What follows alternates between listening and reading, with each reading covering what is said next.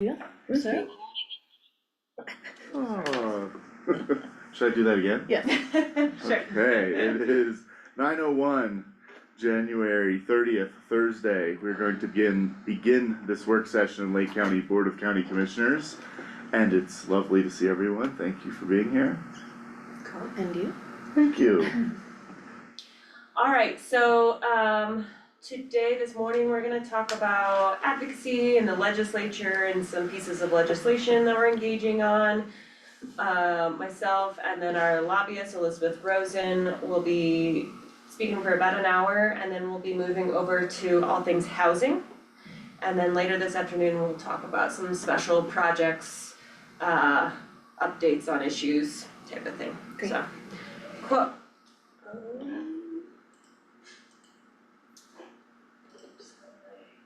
Here we go. Okay, so I find this really funny, but I saw that this morning. I was like, yeah, I thought you'd like it too, Elizabeth, where everybody fights over the marijuana tax cash fund. It funds a lot of things, but not sustainably.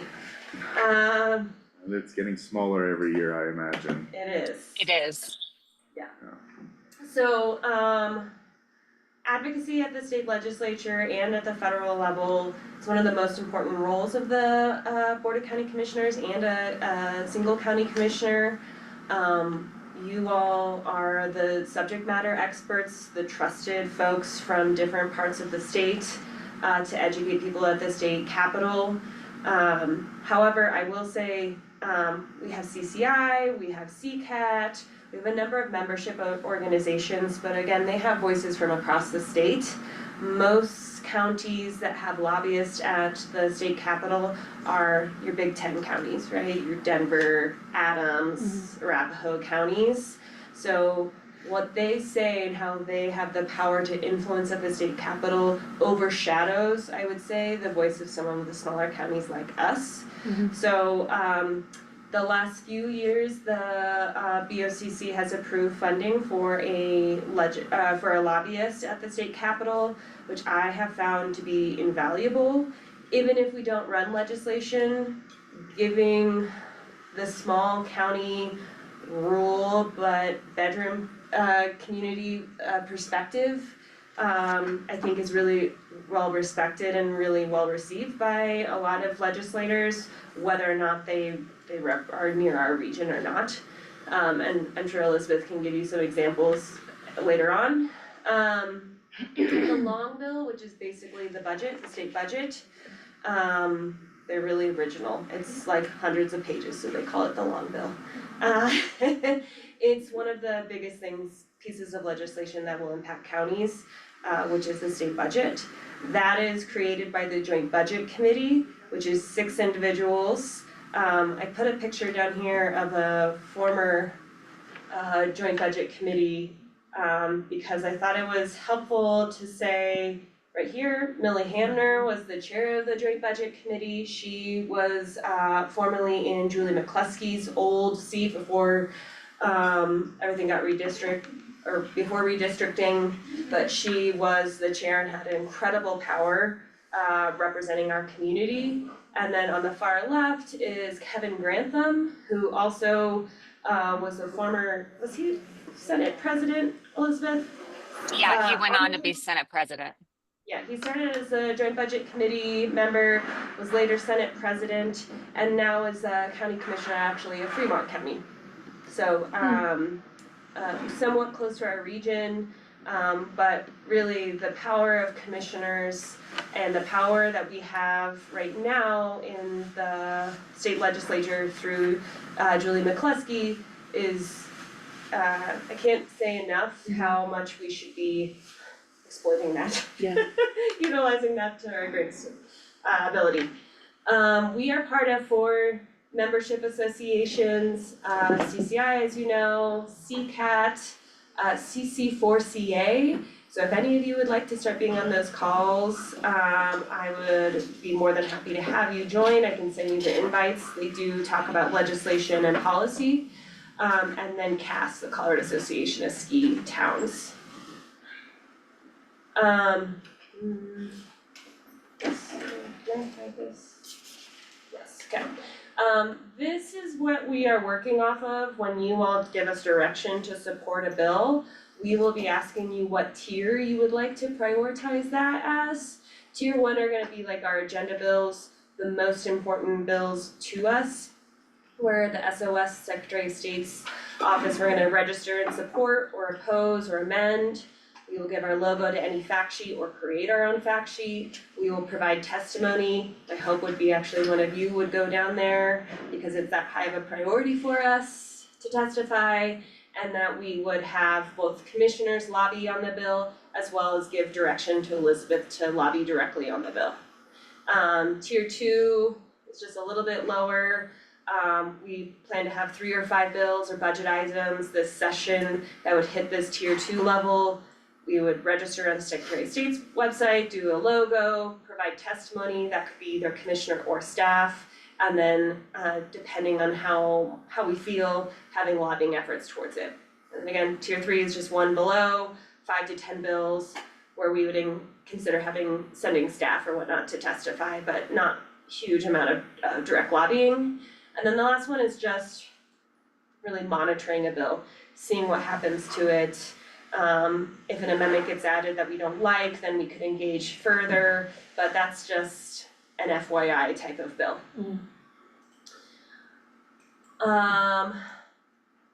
If you all, I don't need to go over this of how a bill becomes a law or how the state legislature works. Did you all go over this at CCI?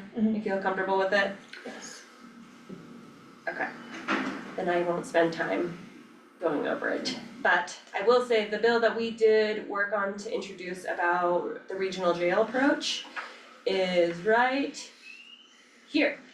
Nice. On Tuesday, we had it in front of the committee. It passed out of committee, doesn't have a fiscal note, so that committee report is going to be sent to the full house. And they will be debating it on second reading sometime soon. So that's where we're at right here on that bill. Okay. How long did it take to get to that point, what you're working on right now? It was introduced the first week. So the first week of session starts on the second Wednesday of January, so It's more than, 10 days, 14 days. yeah. If it had a fiscal note, it would sit in appropriations committee, like right here. So it would be heard, it would have been heard in the House Judiciary Committee. And then it had to go to a second committee, which is appropriations, where they'll actually tie state money to it. It would have been there till probably April or, March. Cause they don't let things move through appropriations really until the long bill has been set. Or the state budget bill. Okay, I'll take it over to you, Elizabeth. Okay, thank you all. I really wanted to be there in person, but things are a little chaotic at the Capitol. And so getting up there with questionable weather and all the things just wasn't the best use of time. So I really appreciate you letting me zoom in and look forward to after session being able to get up and meet with you all in person.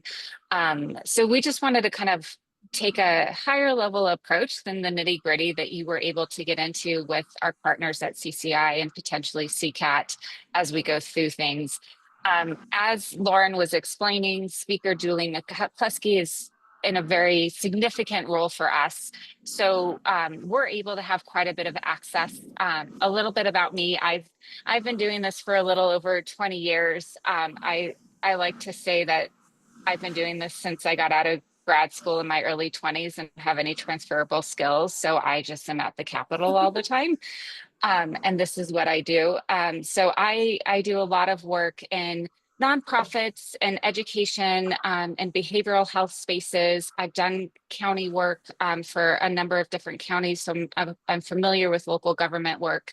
And what really spoke to my heart about working with you all when we did that over the summer was exactly what Lauren was saying, which is the people down here are the big players and it gets overshadowed and it gets really hard for legislators and others to understand that rural perspective, and especially your non-resort rural perspective, right? I think a lot of them, when they think of housing issues, they think of, oh, well, because it's so expensive in Vail.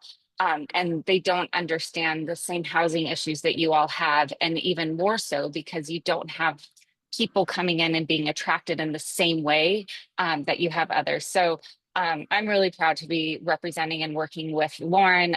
She and I have known each other for years and cross paths in many different areas. So you're very lucky to have someone who also already has so many trusted relationships down here at the Capitol.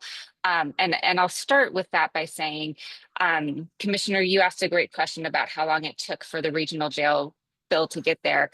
Part of the reason it went through a little more fast when session opened up is because your Lake County staff actually started working on this through an interim committee that met this summer and fall. So we were able to get bipartisan support through this interim committee, and that became one of the bills that they introduced, which really kind of puts it on a glide path because the legislators, for the most part, think, oh, it's already been vetted, it's already been heard, it's already had Republican and Democrat votes on this. I don't need to dig in as much because it's had a process happen already. So that was really smart to put it within an interim committee that it fit on because it really helped to get on an easier path as it comes into the legislature and gets moving. So back to my slide deck. Thank you for allowing me that moment of personal privilege there. Speaker Julie McCluskey as speaker, she will be the longest running speaker outside of one other speaker since 1990. So the fact that she got in there with 4 years, so she held her speakership the last 2 years, she was reelected for the next 2 years. She faced a very challenging caucus previously, the last 2 years before this last election cycle. The Democrats in the previous election cycle were much more progressive and really challenged her, who is seen as more of a moderate Democrat. She works across the aisle a lot and just really tries to dig on things. She's really passionate about housing issues. She's really passionate about education issues. I've actually known her because she used to work at Summit County School District, and I worked as their lobbyist as well for the larger association. So we go back pretty far. You guys have a great legislator in her. As speaker, she gets to decide if late bills are approved. She gets to decide if bill deadlines are delayed. She gets to decide committee assignments. She gets to decide what committee bills get assigned to. So she has a lot of influence in the process. She cares about hearing from her community. So she and I have actually started doing regular check-ins on what's happening in Lake County. What do you need? What are the barriers? How can I help? Definitely encourage you all to set up that relationship and have those direct communications with her as well. And we're happy to help facilitate that. Her time is very booked. She can be a hard one to get on the books with during the session, but we're happy to help you with that process if you have any questions. Your senator is Senator Baisley. He's a Republican. He kind of has a weird district, and it's odd that it kind of goes the direction it does, but that's how redistricting happened. And he's easy to talk to. He is a good listener, cares about his community. He isn't, with the Republicans being in such a minority position, both in the House and the Senate, they don't have the same ability to influence the process as much as the Democrats do, and particularly your Speaker McCluskey. But we, of course, are keeping in contact with him and encourage those relationships as well. And I put on here some adjacent legislators just because you all are doing a great job of outreaching with some of your neighboring counties, and there's always overlap. And I would say that Senator Roberts and Representative Lukens, while they are not directly your legislators, they care about that whole area in general. So they are also people that we can look to and lean on. Senator Roberts is on the Judiciary Committee. He's well respected within the legislature. Representative Lukens was just named chair of House Education, so she's also in a good leadership role there. Do you have any questions before I move on to some of these other points? Okay. So we talked a little bit about the leadership importance. The Joint Budget Committee really is probably the most powerful committee in the building because they hold the purse strings. So they will go through, they sign off on fiscal notes for bills. They put together the budget. We have a new chair with Senator Bridges this year. Senator Kirkmeyer is a former county commissioner from Weld County. She has proven to be a force and she is very smart. And so, although she is in the minority as a Republican, she has really figured out how to wield some power in this building, and it's been impressive to watch. I will say that there are a number of former county commissioners who are now down here at the legislature, several of them from smaller counties too. And it really makes such a difference because they just get the struggles that you all have. And they understand the community pressures and where things are at. So some of those other legislators are Senator Byron Pelton. You have minority leader over in the House, Representative Rose Puglisi.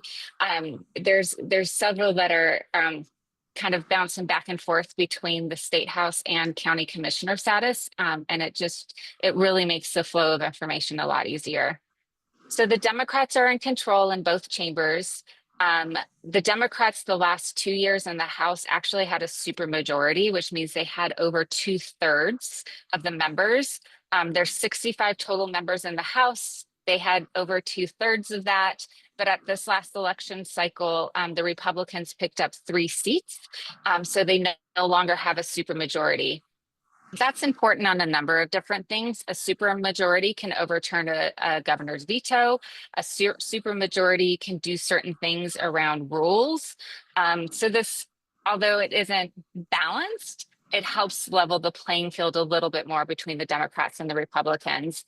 The Senate Republicans were in danger. They're right on the border of losing their supermajority, but Minority Leader Paul Lundeen was able to hold 12 seats in the Senate. So there's 35 total members over in the Senate, and the Democrats did not pick up a supermajority. So right now, neither chamber are veto proof. Also, in order to run a referred measure to go to the ballot, you also need 2/3 votes. So that's another key reason why it is noteworthy that neither of those chambers have those supermajority positions as they move forward. This week probably highlighted it more than any week we've had so far since session started. The Democrats in this building are very focused on a couple of key issues that they think that the Trump administration might do that would be different from what their priorities are as a caucus. So they're really focusing on immigration, civil rights, education, and environment. They're worried about what Trump might put in place, President Trump might put in place and his administration that would roll back what Colorado has done on those here locally. So they're trying to run bills that are going to kind of safeguard, in their perspective, Colorado from what might happen at a federal level. I will say the executive order that was sent earlier this week about a freeze on funds definitely sent this building into catastrophe because people just didn't know what that meant for all sorts of different programs. And I think it was a pretty big wake up call, and a number of the Democratic caucus are really like, wow, we gotta get going on some of these agenda items because the Trump administration is moving pretty quick as they're going through. We're also having a number of resignations in the legislature. So even though we've been in session since the beginning of January, the most recent House representative was just sworn in. So a few senators resigned after the election, which means there was vacancy committees. I would offer up my personal perspective that vacancy committees tend to get the more extreme of either of the parties because it's such a small group that are voting on who is in that seat. And at this point, we have about 33 members, so a little over 30% of the legislature is here on a vacancy committee, and we're not elected by their district, which makes for interesting political dynamics. There's been some discussions about reviewing that, but so far that hasn't changed. In addition, there is a senator that is under an ethics committee review for inappropriate treatment and not paying their aide and staff. It is anticipated that she may likely lose her seat, which would mean yet another vacancy committee and yet another senator coming in with that small group and not elected by their district. Any thoughts or comments there before we move on? Why are people resigning at such high rates? 33% is it's crazy. Like, why are so many people leaving? Yeah, so some of it is moving on to other opportunities, running for higher office, doing other things. The last few years is when we've seen the first couple of just straight, I can't handle this. This isn't okay for my mental health. I gotta leave. And I think there was, we used to like to say a little bit in Colorado that the extreme partisanship that you see at a federal level, we've been able to avoid here at the Colorado Capitol, and we can still work across the aisle and get things done. And with the previous election cycle, that didn't happen, and it was really contentious. And people were just filibustering. They were reading bills at length. We were working every weekend. It was not uncommon to be working until 2 or 3 a.m. because they just couldn't figure out a way to communicate, and it wore a number of people down. So they either found other jobs and left or just up and quit. And we're hopeful that things, leadership seems to have a better handle on things now. There's kind of a slightly different mix of people in the legislature now than there was before. So it's feeling a little bit better here. But, it's still January. So, hold my beer. We'll see. Okay, and just to clarify, I might have heard that wrong. You said 33% of the legislators were there appointed by vacancy committee currently? Mm-hmm. Or did I hear that? Did I hear that wrong? No, you heard that right. It just, it does, yes, you heard that correctly.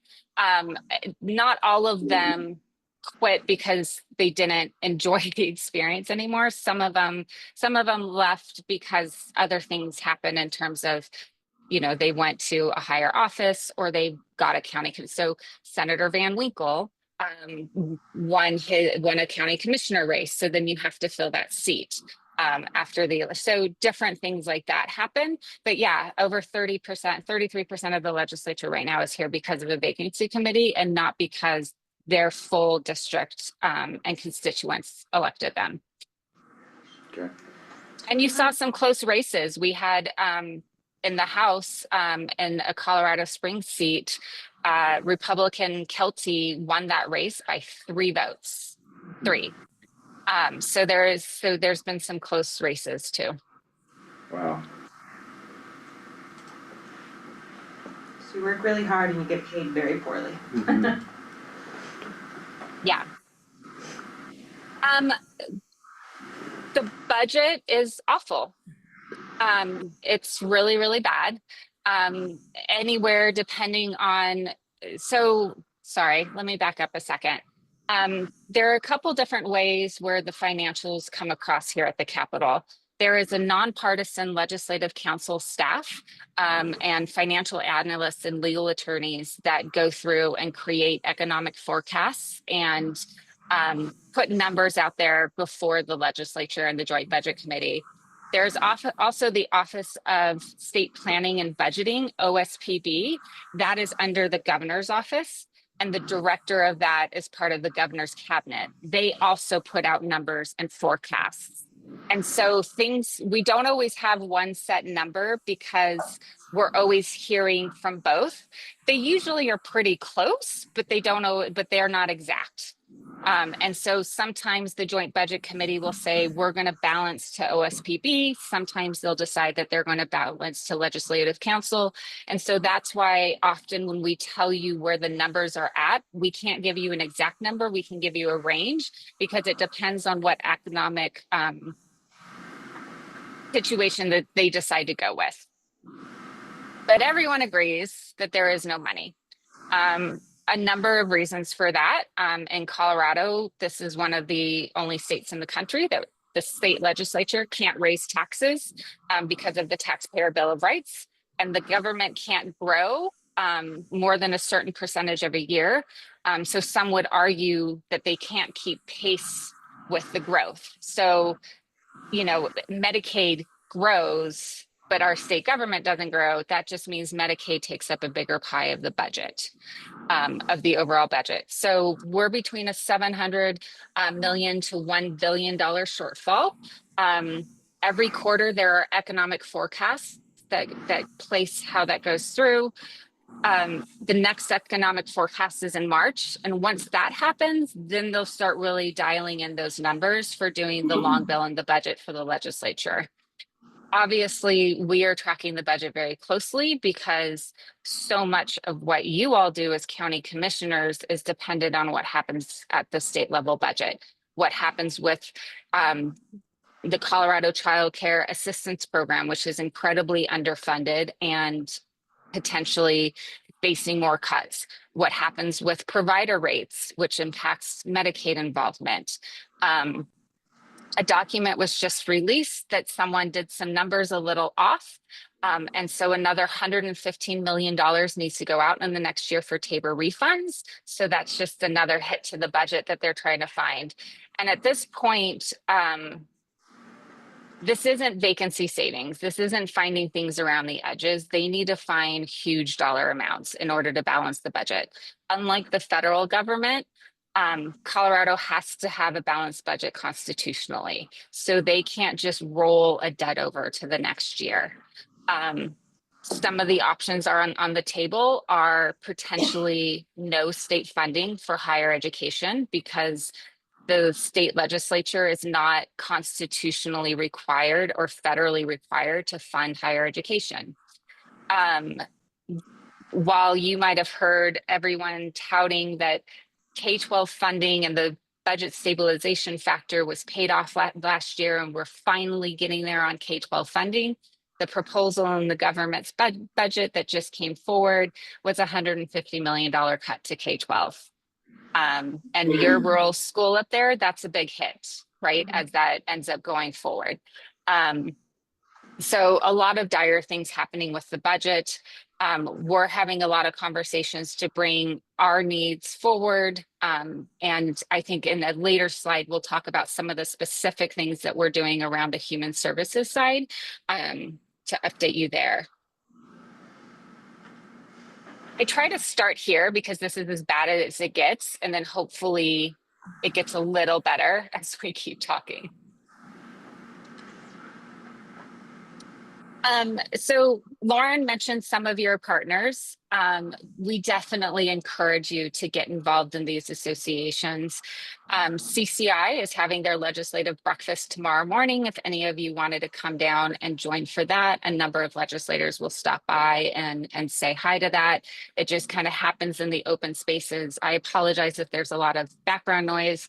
This is a big cavernous echoey building, and it's really hard to find anyone anywhere quiet to have conversations. We are definitely having conversations with CCI, making sure the Lake County perspective is not overshadowed within them, and talking from a housing and human services with them quite a bit. We highlighted some of the steering committees that you guys could participate in. So CCI, they have a really great structure and format that they've put together. I'm sure you guys have already been involved in a number of those things already, but one of the best ways to really also get your voice out there is to start networking with these steering committees and participating and being involved, so you can really bring the Lake County perspective forward. Again, the big guys sometimes dominate these. And so it's really good to have your perspective and voice on there.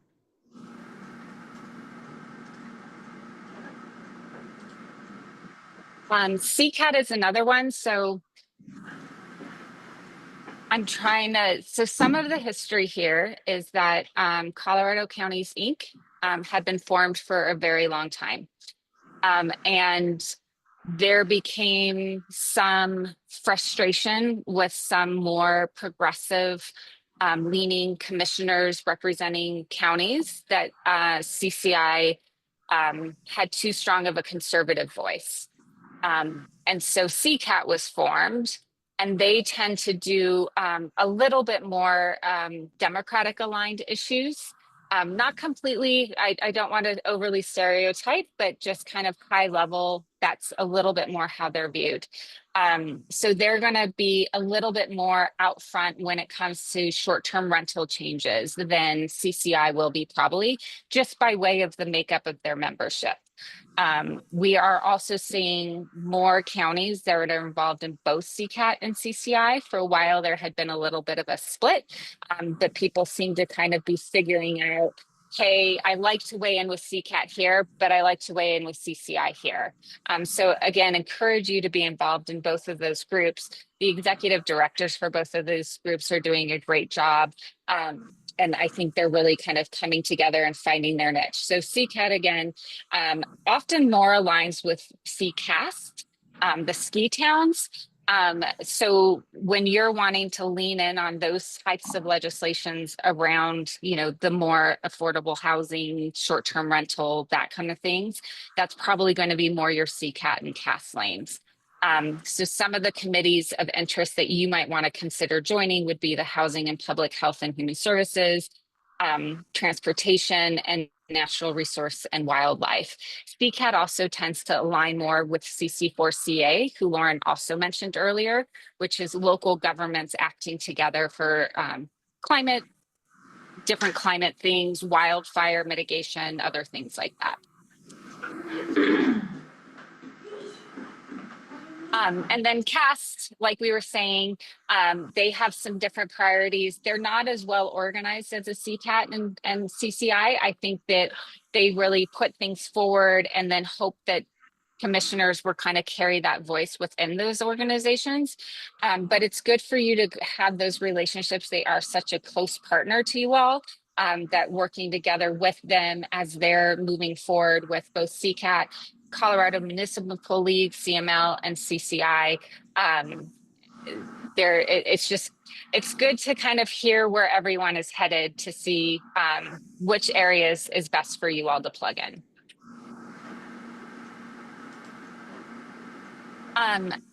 So some of our legislative priorities for Lake County, as we talked about House Bill 1050, the regional county jail approach. Super thankful that we got out of committee fairly unscathed yesterday. Just a couple questions from a freshman legislator that I will be following up with to make sure he feels really good going into the vote on the floor. And we were thankful to have Lauren and your sheriff come and testify in person. There are always, now since COVID, there's always a Zoom option to testify down here at the Capitol, which is a blessing and a curse, because some of the reasons we have those committee hearings going so long is because people don't have to physically be in this building where there aren't very many bathrooms and there's no food. And sometimes they would get tired and leave, whereas on Zoom, they can kind of just hang out and wait. Because of that, you've seen committee chairs really limit the time frame that they'll allow people to testify, because sometimes there can be, on big topic issues, there can be so many people to get through because of the Zoom option. But great for you all if there's times that you want to weigh in on something but you can't get down here. We do encourage you, though, when it's a priority bill or something that we're really strongly engaged on, to please come in person. It does just make a difference, which is why I wish I was there in person, because I would much prefer to be able to read the room better than I am right now. So thank you again for that, Grace. A couple of the other bills we really wanted to highlight for you. It's been a slow rollout of bills so far. We usually have way more bills on the docket than we do this time of year. Part of that is because deadlines were delayed. And so part of what we're going to talk about is bills that we know are still coming. As a reminder, every legislator in the building gets 5 bills off the bat. They get 5 bills that they can introduce. 100 legislators, that's 500 bills. Leadership gets to decide whether or not somebody gets a late bill. So typically every Democrat in this building potentially ends up having at least 7 or 8 bills. Then if you have an interim committee, interim committees get their own bills. So interim committee bills do not count against the legislator's 5 bills. So we can have upwards of 700 to 800 bills that we are looking at and reviewing. Unlike other states, there is no cutoff on when bills can be introduced, and there is no requirement that bills are vetted before they are introduced. So sometimes the first time we are seeing something is when it is read across the desk and it is officially a bill. A bill can be introduced up until the last 3 days of session because you need 3 days to pass a bill at the end of the. So we'll keep sending them your way. You might recall that the last couple of years, there have been pretty big property tax reduction bills that have all been cut behind closed doors, drafted, introduced, and shoved through in 3 days. The last time that happened, people didn't agree with the direction, and we had a special session, and we were all here this fall working on property taxes again. House Bill 1056 is something that you all will want to take a look at and potentially oppose, would be my recommendation. It's regarding local government permitting with wireless telecommunications facilities. It's going to really narrow down the time frame that you all have as a county for approving cell towers. And it's really limiting the scope of how you would move forward with negotiations with your telecom providers. It is something that the CCI and CML have strong concerns about. So a bill for you all to take a look at and consider engaging, because I think it would really put a burden on your staff to try to work within some of the timeframes that they're proposing. Yep, sorry. Elizabeth, I'm sorry, this is Chris, the county attorney. That has been heavily discussed on the County Attorneys Association listserv as well, that bill. A lot of concerns about that. So thank you for having that on the radar. What's the main concern with it? Well, about shortening the timeframes for the permitting aspects for if somebody, for example, wants to locate a cell tower, and it happens to be, especially on like forest land and stuff like that, there are federal parameters that give different timeframes for moving that forward, and this would shorten them greatly. And so, What's the goal behind that, to to move get them? more cell towers in Move them place forward and without- not have as much opportunity to really be thoughtful about those placements and working with your partners and stuff like that to make sure it is in the best interest of the county. I would think Starlink is gonna make all that stuff obsolete. Starlink is now working with Apple to link up to our phones, so. Anyway, sorry.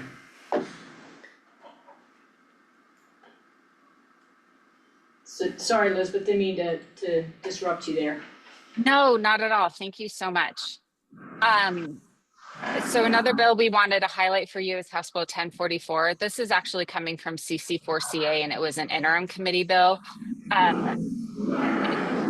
There's, with shortage in fundings and not having a lot in terms of the ability for you all to move forward with vulnerable road user protection. So think, protected sidewalks, protected bike lanes. They have written a bill that would be permissive. If a county chose to, they could put in place an additional registration fee on certain vehicles, depending on weight and size. That would then create a fund that the county could use for vulnerable road user protection. So you don't have to do this, but they're trying to put forward statutory option that if you all wanted to raise fees on your registration in order to help supplement costs for vulnerable road user protection projects, then that would be an option that you all would have. The governor's office hates this. They don't want anyone to be able to raise fees. They think that the fees are already high enough, but they haven't offered any ideas on how to increase local budgets to pay for these types of projects because the state has no money. So happy to answer any questions there. Traditionally, I've heard from trucker friends who say that Colorado has really low trucker fees. Is that accurate, or am I remembering this from too long ago? I couldn't speak exactly to trucker fees.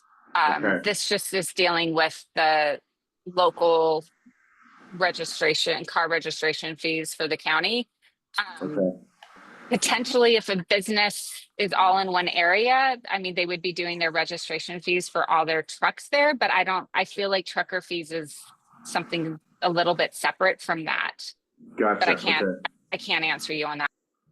Okay, so this is just registration of the vehicle itself, not the fees they use to traverse Colorado. For the commercial fees. Yeah. That we have for that. Okay.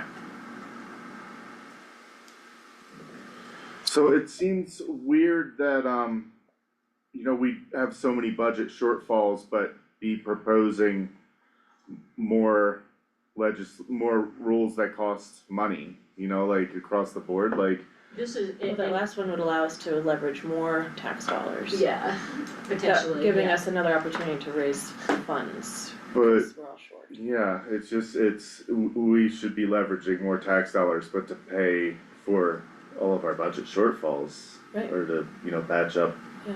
holes that are existing instead of creating new costs, then finding new ways to pay for that, Exactly, and I was gonna let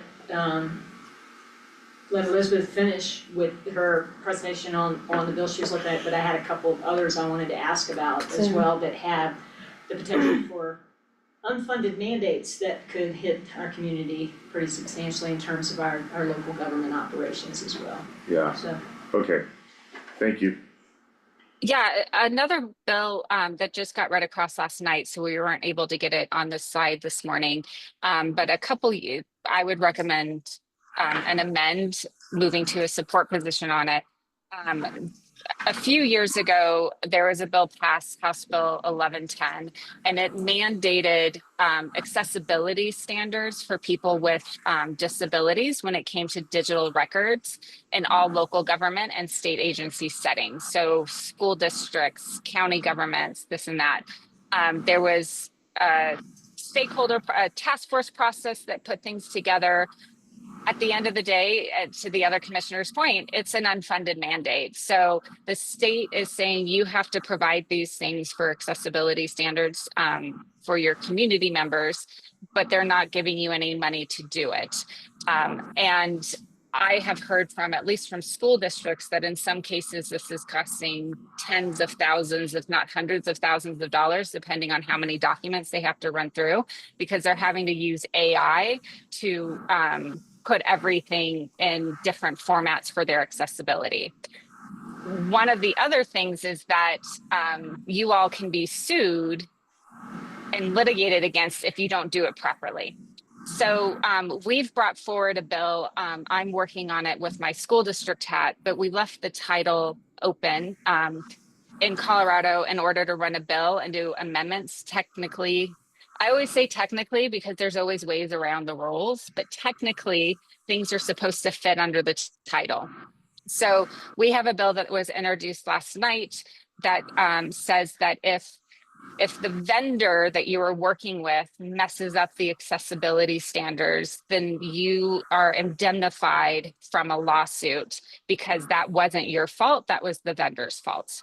And you cannot be sued for that.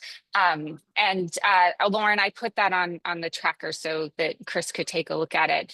But we have the title open enough because I would like to add in other local governments as well as state agencies to that, because I'm assuming you all would like that protection too.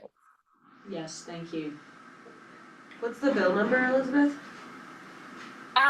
You know what, Lauren, I put it on the tracker at like 10 o'clock last night and I don't remember. It's a House bill. Okay, no worries, I'll find it. Yeah. The other things real quick, short-term rental excise tax. Speaker McCluskey and Senator Roberts had agreed to put their name on an excise tax bill.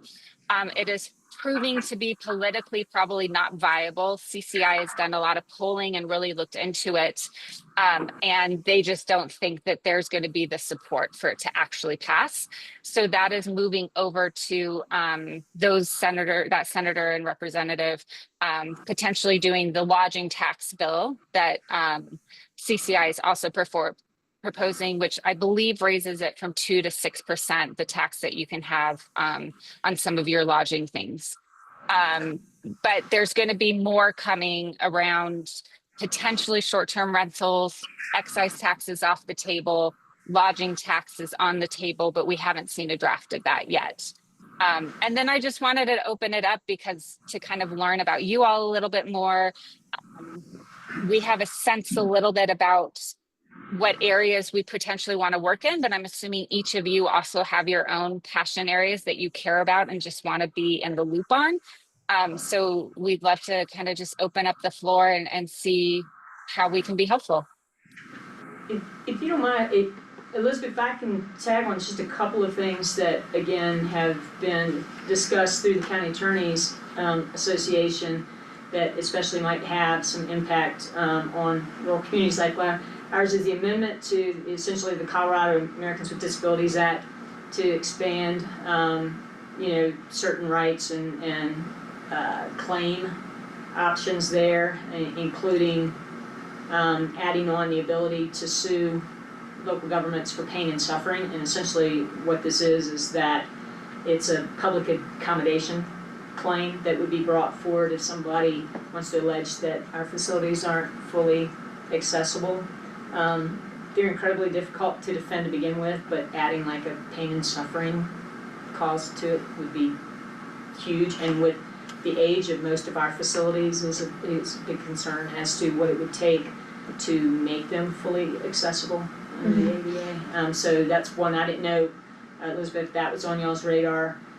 As well as the bill addressing changes to the Colorado Voting Rights Act, because it gives some concern as to what impact that would have on the local clerks and government in terms of their administration of elections, those additional requirements. Including that it mandates that local governments, at least my reading of it right now, that the local governments pass an ordinance in regards to taking certain action or refraining from taking certain action during the election process. And I didn't know if that was on y'all's radar either. I asked to have the supporters of that bill I asked them to come and speak to all three of us. Okay. So we're gonna have a meeting. Good, just so we can get more information, but that's, Yeah. again, that's, the things that are more on my radar are the things that are gonna create additional burdens and potential for more liability risk, more claims being filed against the county that could really dip into our resources. Do those have bill designations? I believe they do, and I can get them to you. I'll get those COVRA, noted. you can just look up COVRA for the Colorado Voting Rights Act. Okay. COVRA. So, yeah, the ADA one and. Thank you.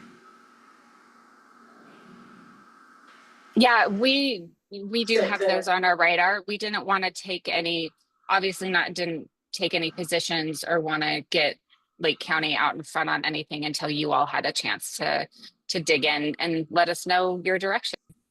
Sure. The Voting Rights Act one looks like it's Senate Bill 25-001, and then we'll have to check on the ADA one. Elizabeth, can you give us an update on what happened with the vacant homes tax or legislation that was going to be proposed? Did it die? Are we trying to move it to a ballot measure for 2025? Do you know? I think the conversations are all of the above and haven't landed in a specific area yet.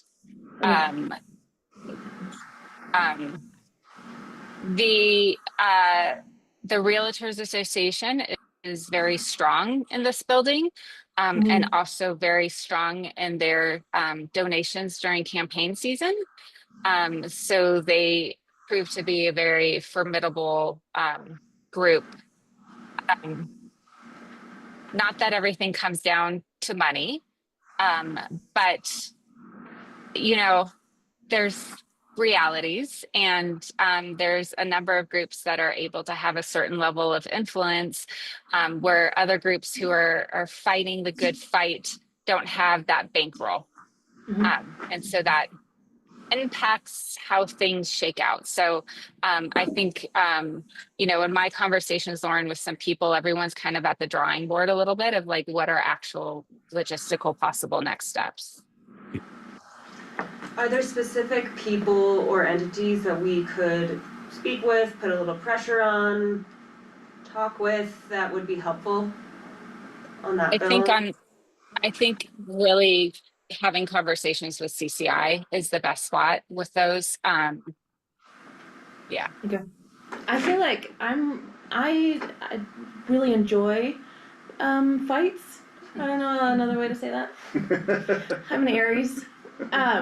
And I know Andy has expressed, especially during the campaign, a curiosity about that tax and that lever to be created. So I just wanna say, especially from me, I'm very willing to speak to, build rapport, or go to the mattresses with whomever might be appropriate.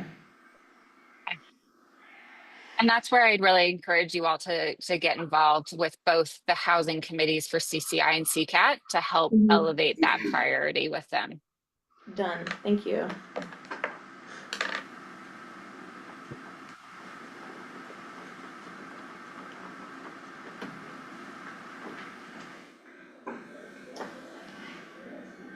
Elizabeth, do you know if anything's moving forward with that railroad bill that CCI was working on?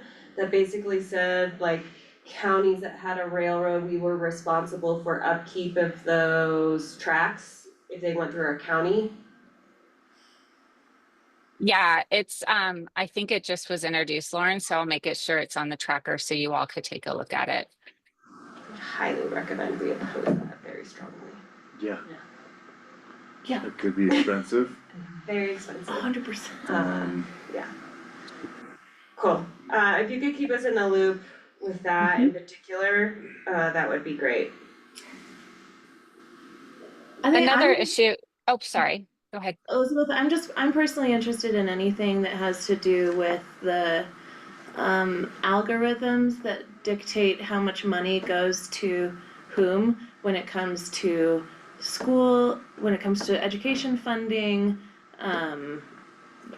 public assistance funding, all of the lovely things that Department of Health manages. So yeah, if anything pops up around those, what do you call them, equations, algorithms? There's the formulas. Formulas, yeah, all of the above, yeah. I'd love to get dings. Okay, there's going to be a lot again in the school finance space. A deal was cut around the distribution of dollars for school funding at the end of last session, and it was supposed to get enacted this next session, and the governor's budget proposal actually changes the whole thing. Yeah. So there will be a lot around that I could even do an offline download with you if you want to have an interest in that. And when I was about to talk and interrupted you, I apologize. I was headed towards some of the HICTUF disbursements. So Lauren and I met with your human services director earlier this week, who expressed a lot of frustration with HICTUF because the Joint Budget Committee somehow actually found a little bit of money to help with county admin on the redetermination of Medicaid process that the State Department has royally just messed up and made such a nightmare for you all at the local level. But now it sounds like they are trying to put regulations and requirements around what little funding you are getting to help you with that. And so she walked us through that. I've gone back to the Joint Budget Committee member, Senator Kirkmeyer, last night, and she said, that is ridiculous. I'm not okay with that. Give me all of the details and I will figure out how to help you all fix that.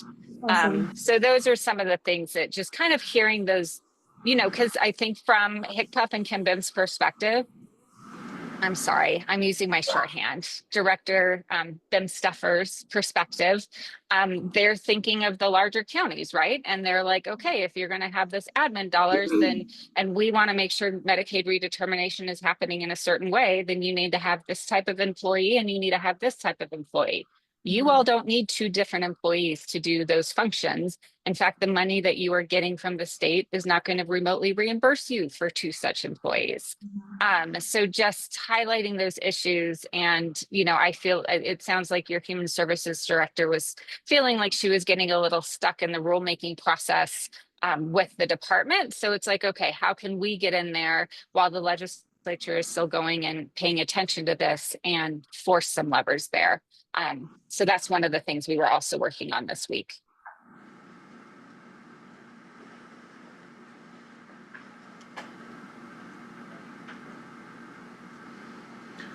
Any other things you want her to keep an eye on Yeah. that you're interested in? Any other topics of interest or Not for me. questions? No, thanks. Alright.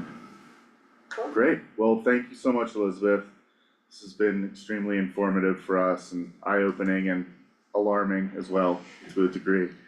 So I appreciate your time today. I love the above. Thank you all so much. And again, I look forward to meeting you all in person and appreciate the flexibility today. Absolutely, Absolutely. thanks, Elizabeth. Thank you, Elizabeth. Right. Thanks. Take care. Bye.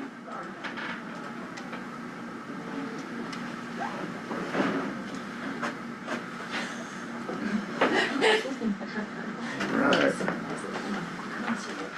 Oh, Gabby, hi.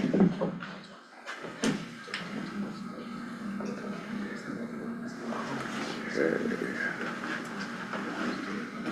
Up next, housing needs assessments. Let's see, I thought I saw a separate packet for that. No, so it's gonna go right after this slide.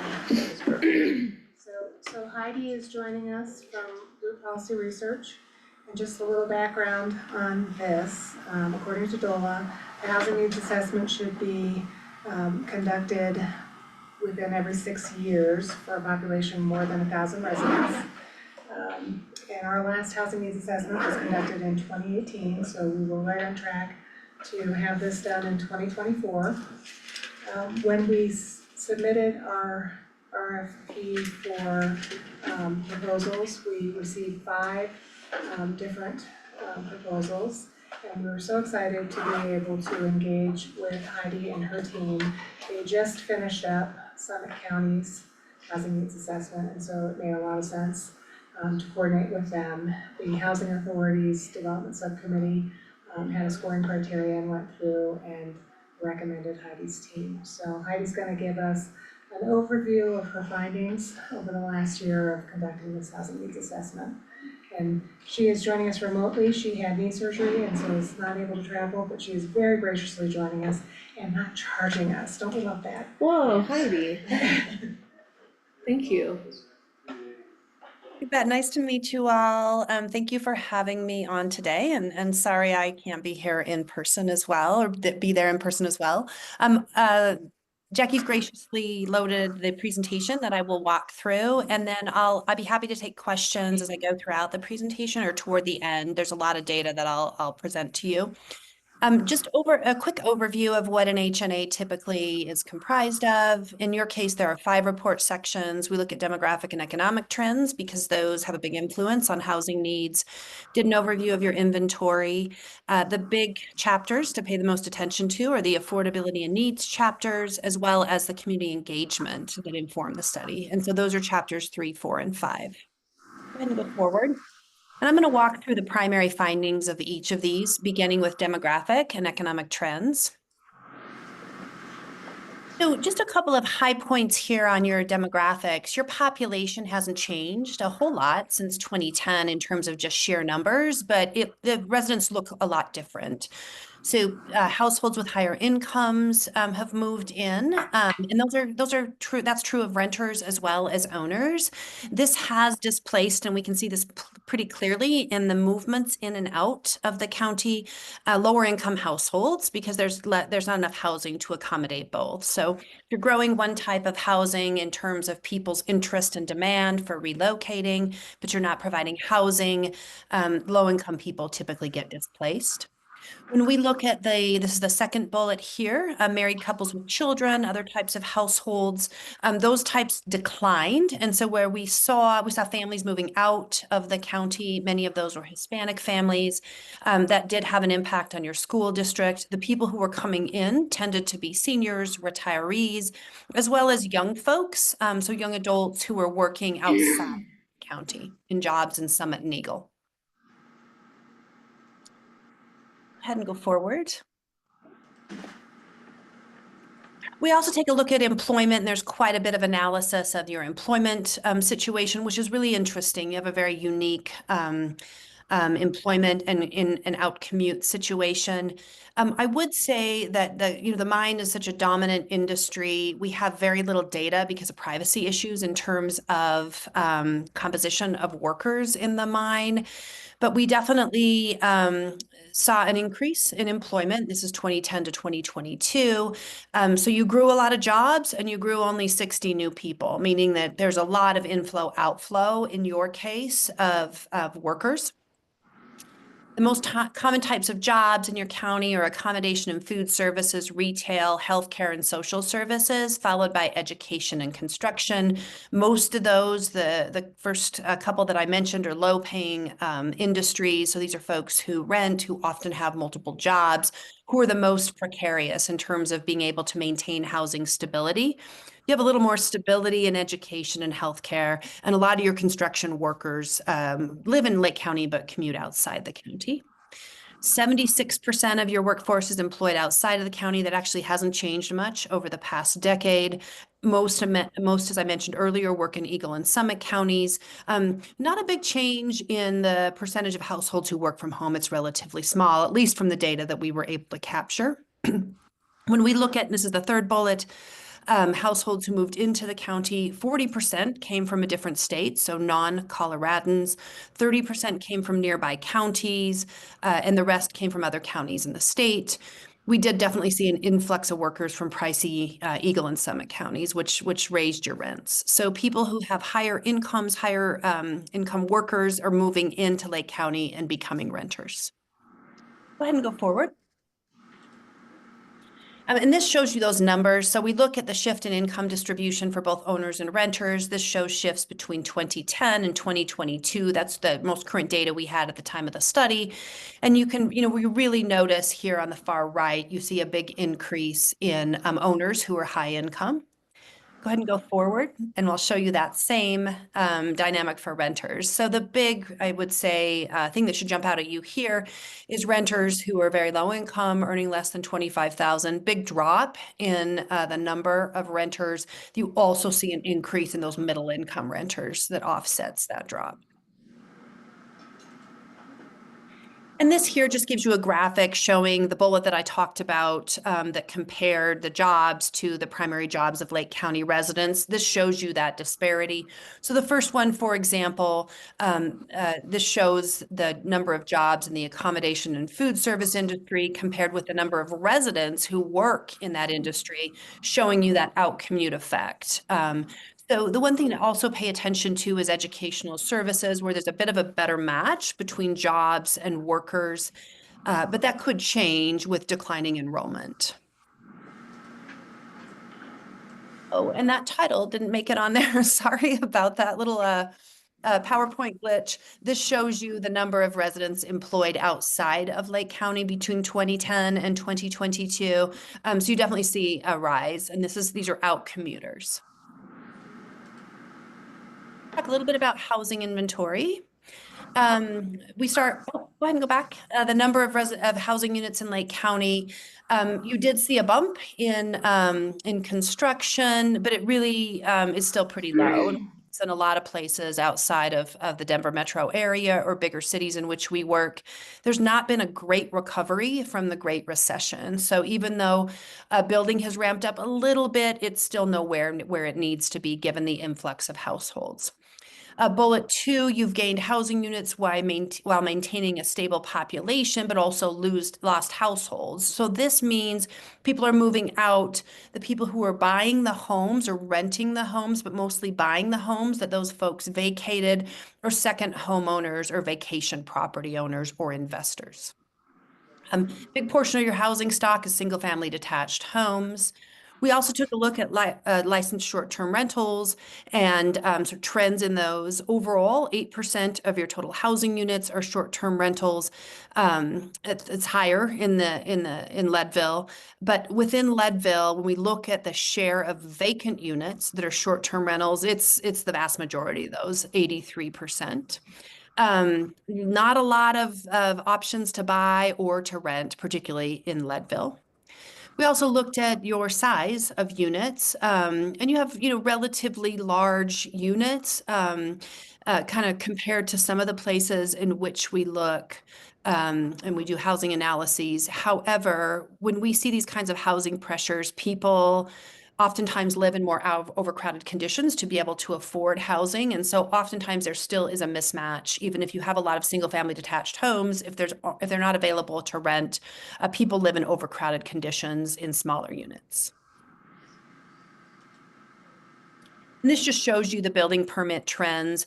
I would say that you're not unusual and that we're seeing a little more action in the 2-unit multifamily structure, 5-unit multifamily structure development.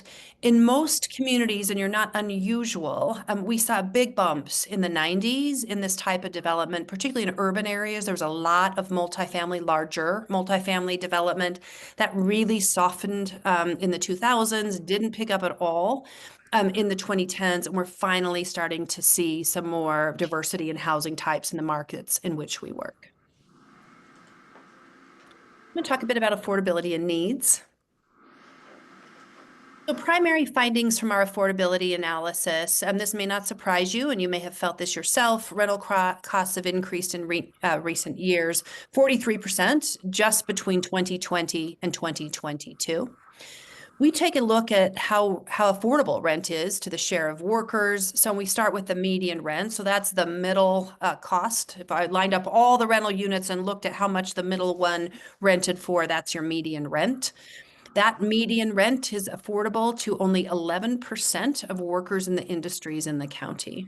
So again, that uptick in rent and that median rent the market is really responding to people who are living in the county and commuting out and commanding higher wages. As I said earlier, rising rental costs have displaced lower income households. There's a pretty clear link to that. We estimate there are 29% fewer renter households in 2022 than there were in 2020. In terms of single family homes, the price of a median single family detached home, this is 2022 data, was $555,000. That required an income of about $170,000.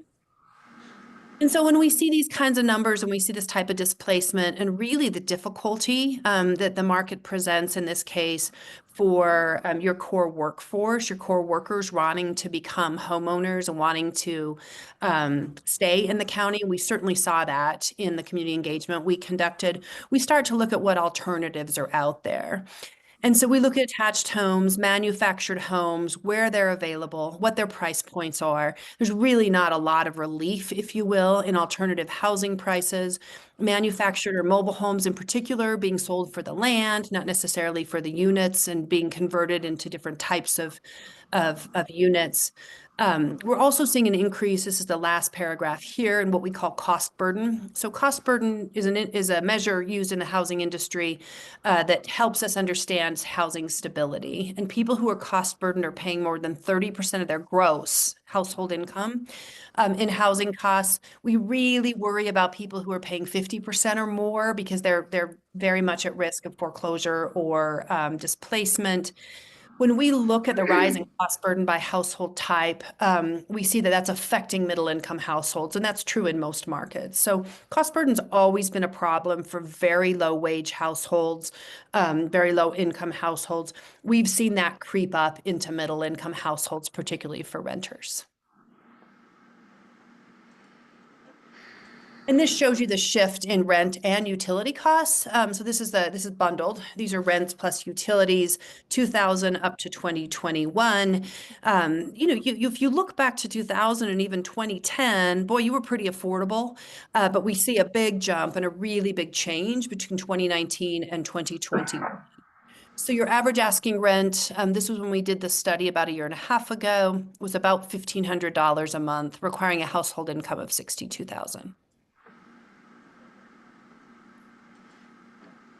And this shows those shifts in cost burden graphically. The shifts that I talked about, renters on the left, these are cost burden renters on the left, and then severe cost burden renters on the right.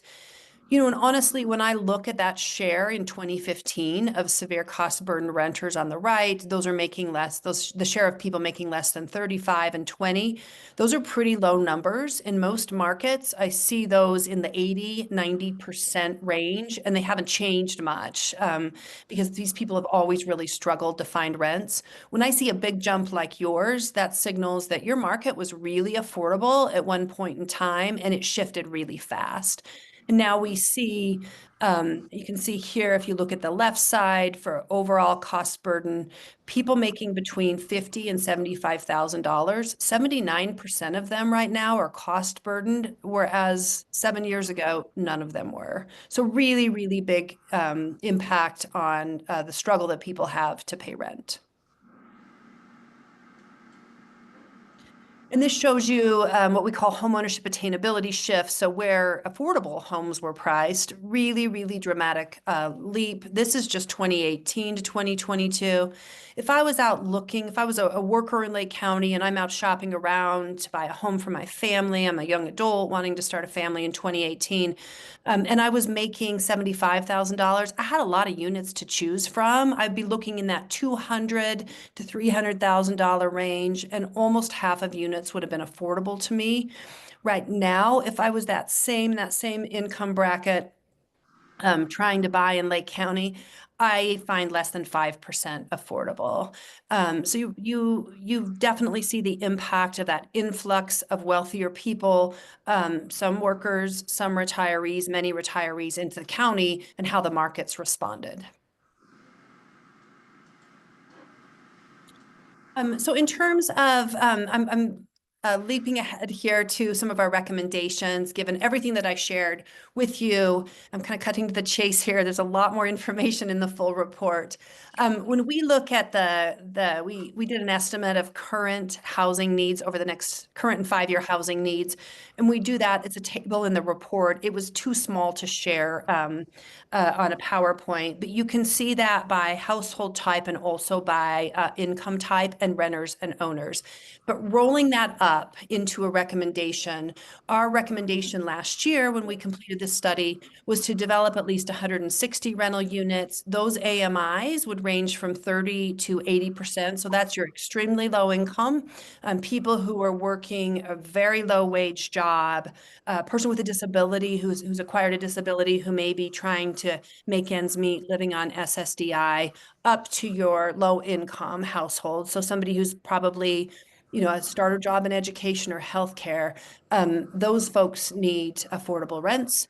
And then 80 rental units with higher level AMIs to get to those middle income categories, those folks who are now cost burden that we hadn't seen that in the past. We also think there's a demand for affordable home ownership, so deed restricted units. If you can move some of those middle income renters who expressed a high interest in home ownership into home ownership units, that frees up their rental units, and that adds to your rental stock and helps solve that problem. And then on the home ownership end, we see demand for at least 260 new home ownership units, affordable to 60 to 140% AMI. And so you may be wondering, can we do this? Is this possible?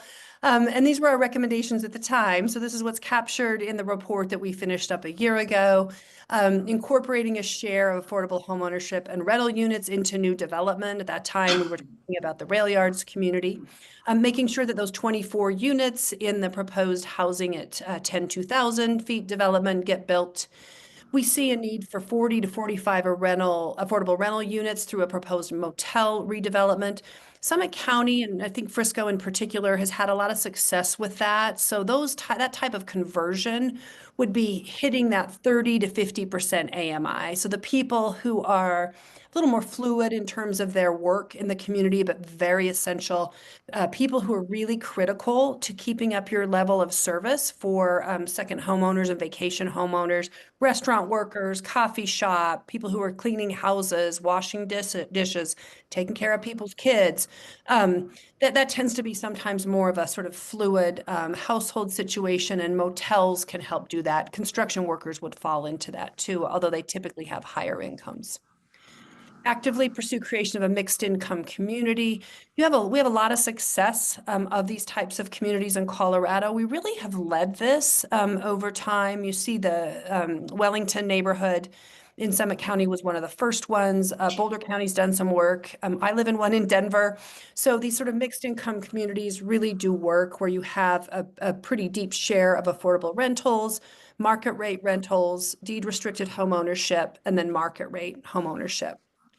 And then again, you know, I listened in a little bit to the state budget conversation. I would say from the housing perspective, the state's doing more than I've ever seen Colorado do in terms of providing state dollars to support housing development. So that's a good thing. And I think it's even more critical with sort of federal budget uncertainty. You're going to see states need to step up a little bit more. I'll share one anecdote, and I know everybody, you know, it's not common for people to compliment California, but I would say we do some work in California as well. And I did have a developer there, a developer who works there in both New Mexico and California, say to me, I will always build in California, even though it's a little bit harder. There's more regulatory barriers. There's just more state money. It's easier to get things done. So state dollars committed to housing development does attract the kinds of developers that you need to make these things happen. And then last but not least, I'm just going to share some top high-level findings from the survey and consultation in the next couple slides. Promise you these were considered in our recommendations. So we start off asking in our surveys, are you happy with your housing situation? And your share of people was pretty low. 36% is much lower than I typically see. I often see this in the 50, 60, 70% range. We also asked people if they'd be interested in buying. So these are moderate income renters. And would that improve their situation? And they said yes. 25% of the Hispanic respondents said they needed help getting a mortgage loan to make that happen. They weren't sure where to start.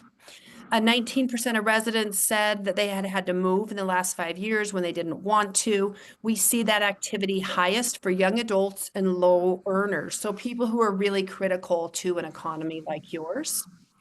A poor housing condition, 26% of residents rated their homes in fair or poor condition. Most said that they really want to buy and stay in the county, and it's very hard. And 30% of young adults said they need rental assistance or more affordable rental unit. In terms of their housing situation, it's on the next slide there, because of the way that we were able to capture the survey data, we were able to really compare different types of residents and their situation.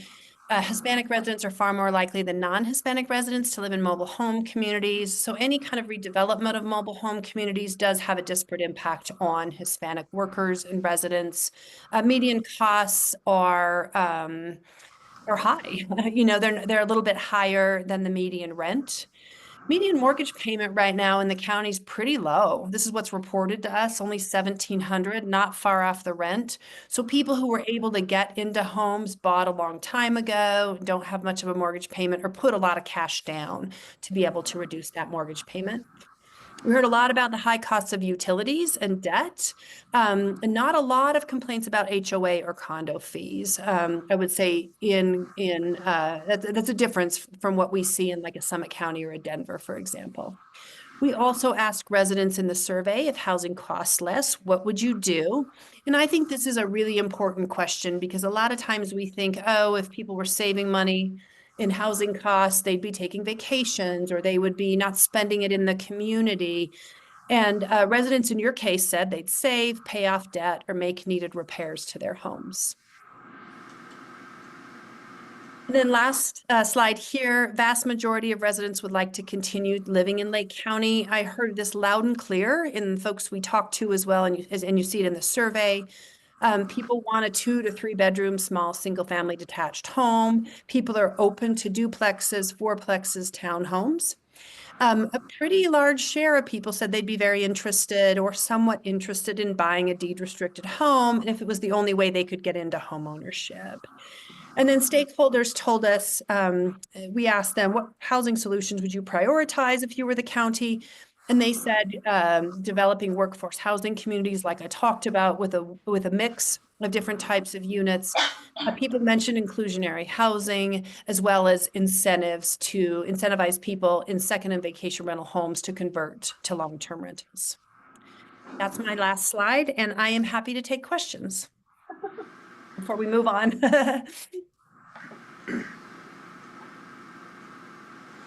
None from you.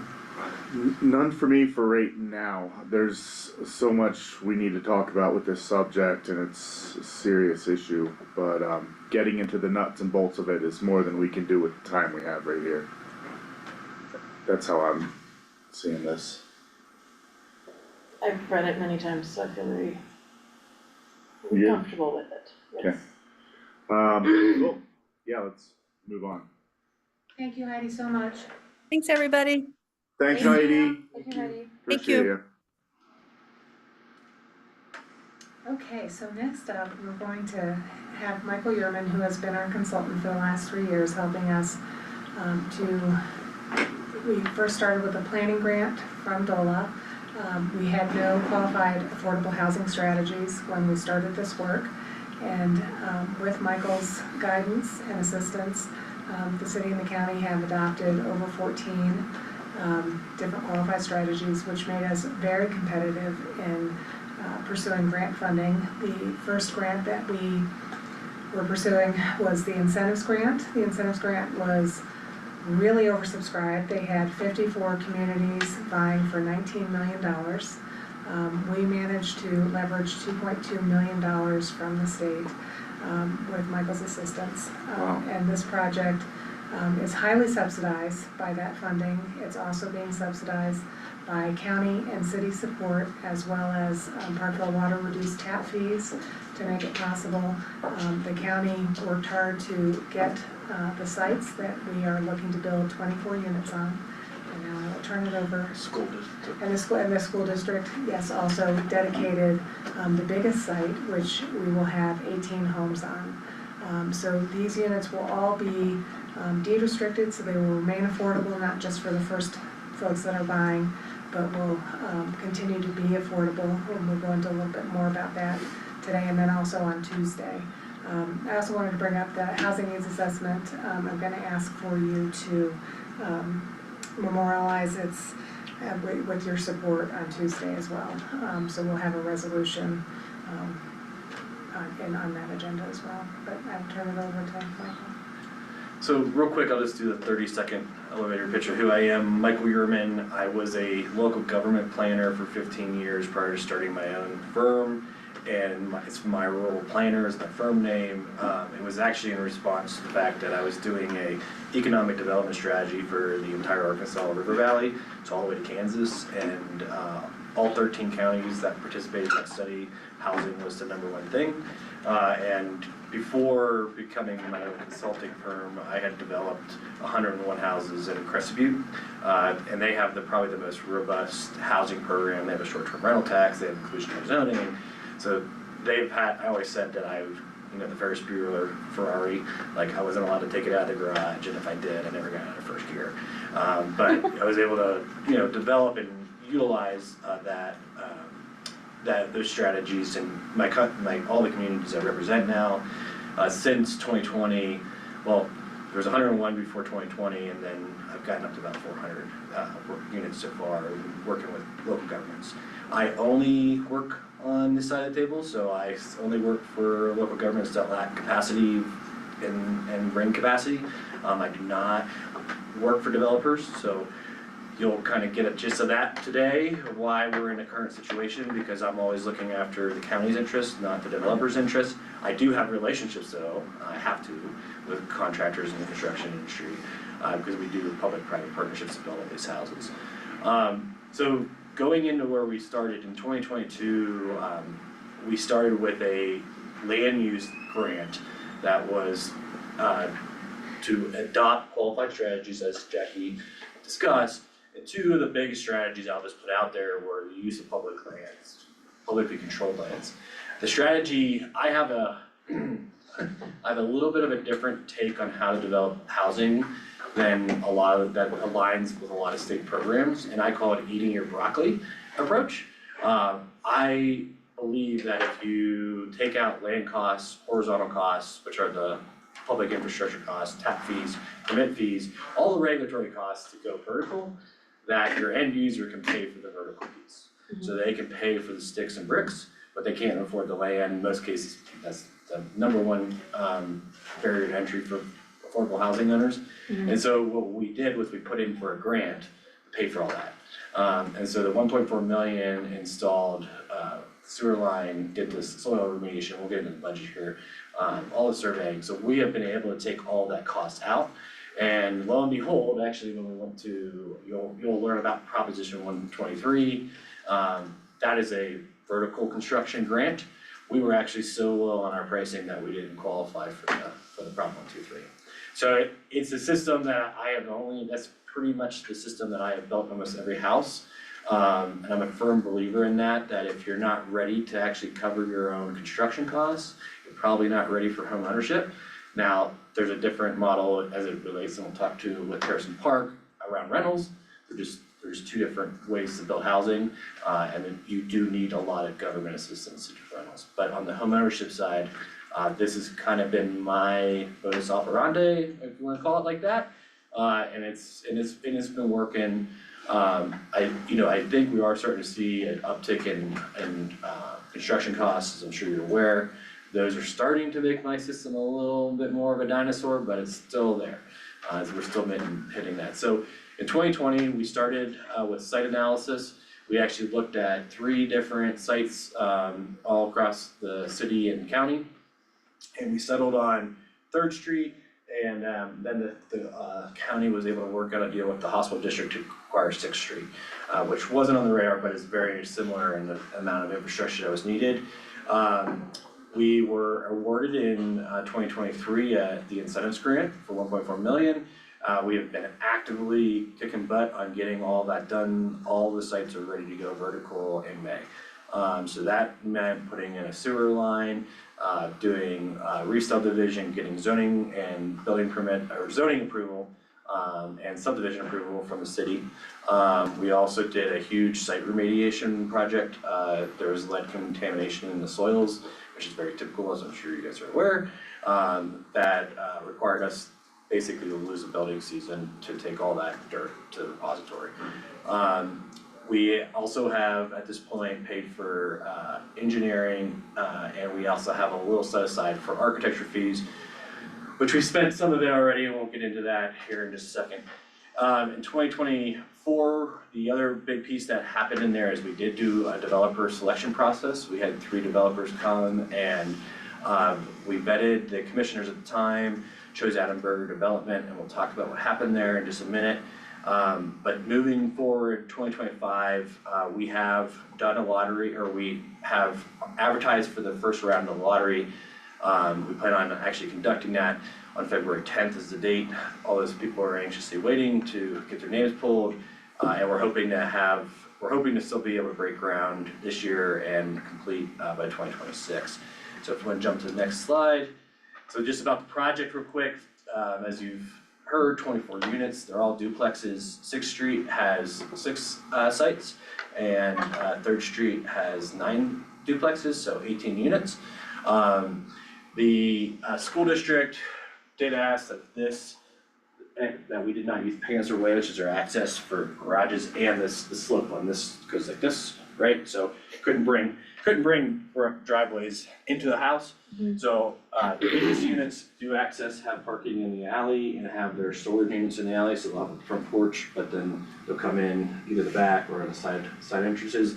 These are all front loaded. The storage for these units, as contemplated right now, are underneath the porches. So every unit, it's always, if you can't do, I always hear the number one thing whenever I start projects is, oh, I want a garage. I'm like, I bet you do.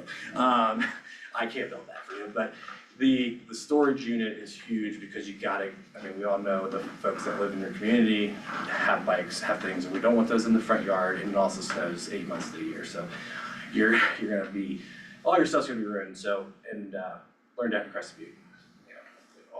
All of our constituents also had bikes and snowmobiles and everything else, so they have every unit has a nice storage unit. The grant we got, I will always say this too, whenever we put in for grants, there is no such thing as free money. So anytime you touch money, just as you move forward, know what the strings are, because it is going to tie your hands of what you can do and who you can serve. And the other thing I will say is, have you guys heard of the housing continuum, like homelessness to home ownership? You're somewhere along that in your housing situation. What I will caution is that I often see elected officials try to address the whole housing continuum in a project like this. You can't do that. Your programs are gonna say, you have to do home ownership for this group of people. And so just keep in mind that every time you do a project, as was said in the housing needs assessment, what's really cool is you have, I always call it the 1.5 multiplier effect.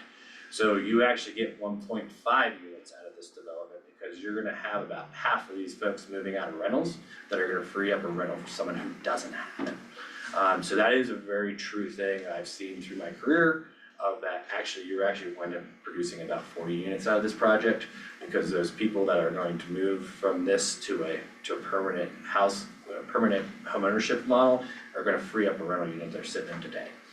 Is that part of the lottery process, like you have to have been here for a certain amount of time? So we can get into that here in just a sec, as part of one of my slides here. I'll touch that in just a sec, no problem. These are your partners, as Jackie talked, the hospital district, school district with the land. Parkville Water was very generous with their tap fees. The Housing Coalition and the Regional Housing Authority have been at the table the whole way. And obviously the cities and county with their donations to meet the match. Next slide. So here, this is I shrunk this into, the spreadsheet's 2 pages long now at this point, because of the money we spent. But I've kind of put it into like categories here. So the original budget was 1.18. Jackie was able to go out and get 300,000 more. The required match was almost 300, and then there was additional city and county funds of 300, which brought the total DOLA grant budget for the broccoli that I just alluded to earlier to $2 million. The county commissioners, previous to you, also set aside $500,000 for buy downs for buyers, so that is in your 2025 budget, so that it's actually the total project cost, to be clear, is 2.5 million. And I'll talk about where those county cost buy downs are going. You can see just through the list here of what we spent the money on. Planning, surveying, tap fees and permits were actually the biggest. Actually, our Leadville Sanitation's tap fees doubled after we wrote the grant, which really hurt the budget. We spent almost 150,000 on remediation, infrastructure, 200,000, developer architecture stipend. We'll talk about what happened with Adam here in a minute. And then the other thing to keep in mind is that in that full $2 million budget, there's actually a set aside for this Harrison Park master plan, which is the follow-up of this, of 320,000. There's some miscellaneous, like we had to buy seed to fix a neighbor's property, and there's a bunch of little things that came up, appraisals that are in there. So we have spent 1.9, there's 174,000 left that we need to spend by April, because that's when the grant ends. So, all right. So this is the unfortunate position we got into. So we did do a competitive developer selection process, and Berger Development was the selected developer. And as I stated earlier, my job is to sit on your behalf and look after your best interests in this project. And after getting to the point of having design, going to construction financing, his construction financing terms were very limiting, and the fact that he wanted to see, or his lender, not him, but his lender wanted to see a 60% or a double in the amount of applicants that we would be able to build houses. We only saw 20 applicants, and we qualified 18 at this point, and I'll get into a little bit of why that was a little bit of a failure too. But the risk of only building 6 of these units versus all 24 was pretty much unacceptable. Number one, A, was not going to, I mean, you saw the need. You guys have a huge need, we need to build all 24. And two, it would also take away the economies of scale from the next developer that would try to come and build. There wouldn't be enough profit, and we would be continuing to spin our wheels on trying to get the rest of those units, because it just, I always say this, when you do a private partnership, profit's not a dirty word. The developer who's building these houses has to make money, otherwise we don't want them to build the houses because they're not motivated to get them done, right? So that was the reason for us to cut Adam's team loose. And the way we structured this whole process was we actually did it as a 2-step to minimize risk to the county. So we paid for architecture design to allow him to proceed with getting to building permit, and he was using a modular product. So we are able to still, because of the way we paid him, we are still able to use the product that he designed because we paid for that design. So we're not at a complete loss of what we paid for in his architecture fees, which is $150. The other $15,000 was a stipend award at the beginning of the project. So where we're at is Oakwood Homes has, and you'll see an engagement letter from them on February 4th, hopefully. They are a private company owned by Berkshire Hathaway. They do not require construction financing. And so they have indicated to us that they are willing to build all 24 units, and then after the first lottery, offer up a second lottery to anybody who comes in. And one important piece to that is though that the 18 current buyers that are pre-qualified are hugely influential to them making that decision, because those folks are the folks that are going to allow them to get under contract and begin construction and know that they have the buyers sitting at the table already, versus if we had to start over and redo the whole lottery process. So this lottery on February 10th is really, really important to them to ensure that they have buyers to go under contract with once they pull building permits. The goal again is to start in 2025. The switch in developers is gonna put us about 3 months behind schedule.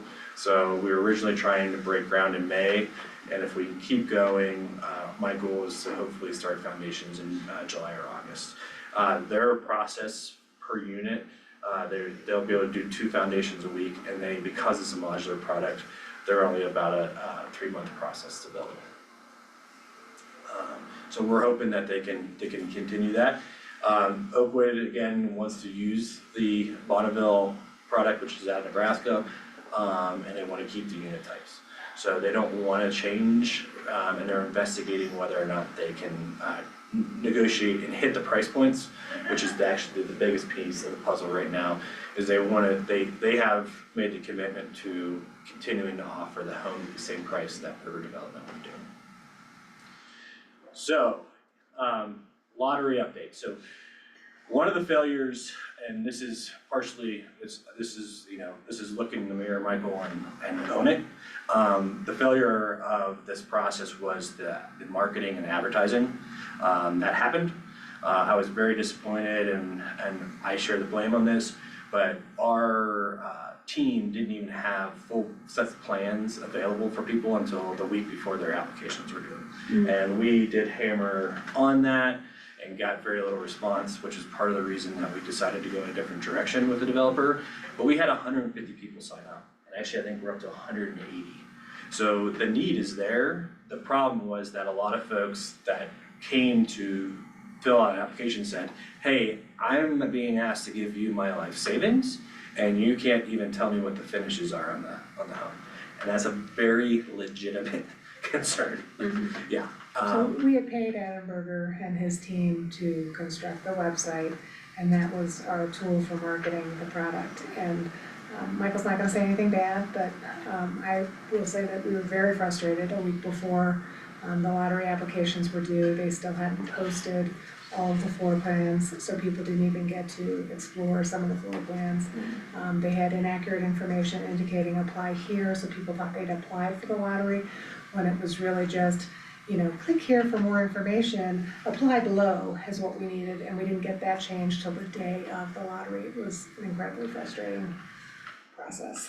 And this was just the culmination of a month of also having discussions with his lender, and hearing some of the things. I think there was some realization on his part that he was gonna have trouble performing in the financial terms as well, which probably caused him to drag his feet on some of this stuff, which was also very frustrating. But at the end of the day, again, the most important thing to me is that you protect your land asset, which means putting a deed restriction on the land before we give it to a developer to build these homes. And that was his terms were gonna be completely unacceptable to protecting the land assets and all the investments. So the good news is, because Oakwood doesn't require the construction financing piece, they have already indicated that they'll accept the land with the deed restriction in place prior to land transfer, which really reduces the risk, because if they for some reason can't perform, the units are still gonna be deed restricted and the land's still gonna be deed restricted. So so the question about the lottery. The original plan was to build all 24 units, and we anticipated having about 60 people in this lottery. And so we did have tiers, a tiered system for so those 5 agencies that put money into this project, so the school district, hospital district, Parkville Water, city and county. There were 12 units in this lottery. 6 units set aside, a tier 1 lottery for those. And there's again, no free money from the state. The state only allows you to appropriate 25% to essential workforce from when you touch their money under fair housing law. So that was the first lottery, and then there would be a second lottery for anyone under 140%. The local workforce. So there would have been day 1 and the third lottery would be for any leftover units in the event that there was leftover units, which we didn't anticipate. Because there are not 24 plus people, we can draw all 18 qualified buyers' names on this. Again, given the fact that these folks have stepped up and put out all of their financial information, and I can't stress that enough because I'm actually under contract to buy a home in Denver, my new wife, it's a lot of information you gotta put up to get a pre-qualification letter from a lender. And the fact that 18 of these folks did it with very little information just shows you how committed they are to seeing this through. As well as it shows Oakwood, who is the person whose neck is in the news once they start to do the construction and has all the liability of risk, that there are people here that will come to the table and sign contracts. So it's this lottery on the 10th will basically pick all 18 names, and then the way it'll work is that in the order selected, those folks will be able to select their unit type, their site selection first, and then we'll just go to the second name, third name until all names are under contract. After that, we will reopen up another lottery process, and you will be presented new lottery guidelines at that time to do what is required by the state to income qualify and to conduct that lottery is about a 4-month process. So we have to give time for folks to apply, then my team actually has to go through all their financial records. It's typically about a 3-week process of going back and forth to get them to the point where we can say yes to the state, they are under 140% AMI, and yes, they qualify for a mortgage, and then we conduct a lottery. So just to be clear that if we start this process in February, we get everyone under contract, let's say by April, we'll have about a 4-month process between April and whenever that time is to get that second lottery up and running. Second lottery just for 6 homes? You have to, unfortunately, how you wanna look at it, you have fair housing law that you have to abide by. Even if it's just a small portion there. Yeah. I wish there was another project in the pipeline so we could do all of that legwork and jump through all continue those to do hoops. Yeah. Well, we're working on that. More to come. More to come Besides. in future slides. Yeah. Would So, you say, hey, Michael, would you say that there's 24 units, there's only 18 people interested? So, or there was more people interested, they just didn't know how to sign up, or the website was inadequate? the website was inadequate. But you still think the interest is there, there's still? We've had 30 more people sign up since we closed the lottery. Okay. So we're continuing to see the interest. Mhm. And again, it was a failure, it's a failure on my part to not hold him accountable to get the more information available. But then again, I don't think we could have pestered him. I'm very good at nagging, I've been married for 35 years, it's like my secret weapon. And I was texting him like every 5 minutes and still. Sounds like you dodged a bullet, We did. think it's Yeah. noted an and expensive we lesson. just have to every single person on, and she was calling that you're gonna be on the list.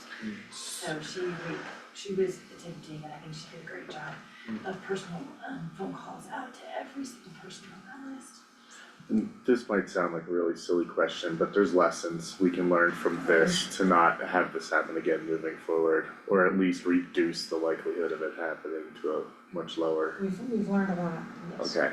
and we've talked a lot And about it's it. got some value there, I mean, that sounds horrible, but at least. What do you think was the impetus for them, for the previous board going with who they went with instead of? It was the Bonneville product.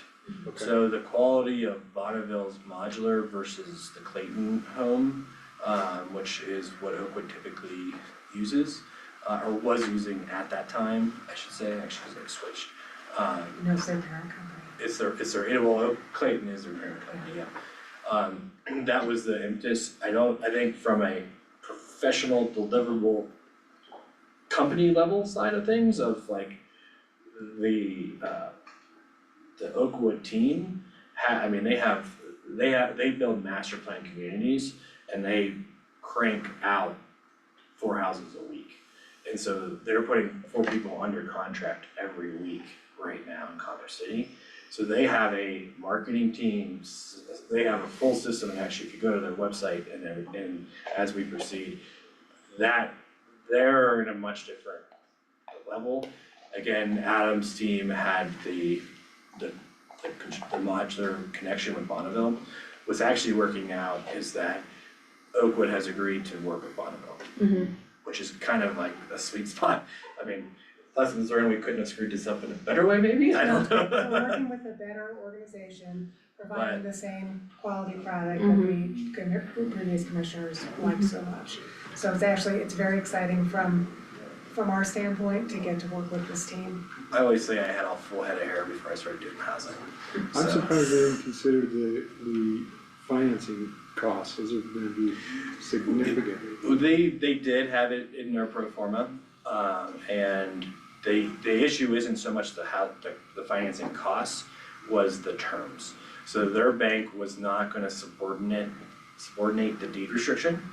And given some of the conversations we had about his ability to perform, not having the loan supersede the deed restriction in the event that he doesn't perform, would have basically, we would have lost the land. And so that was a red line that we were definitely not ever gonna cross. And I think once he got that message is when things started to fall apart, because he realized that his plan on financing wasn't going to be acceptable to the county. And not only the financing, but also like bond performance, like bond requirements and stuff like that, that he didn't really wanna have in place, which is really the county's own protection, in that instance, so.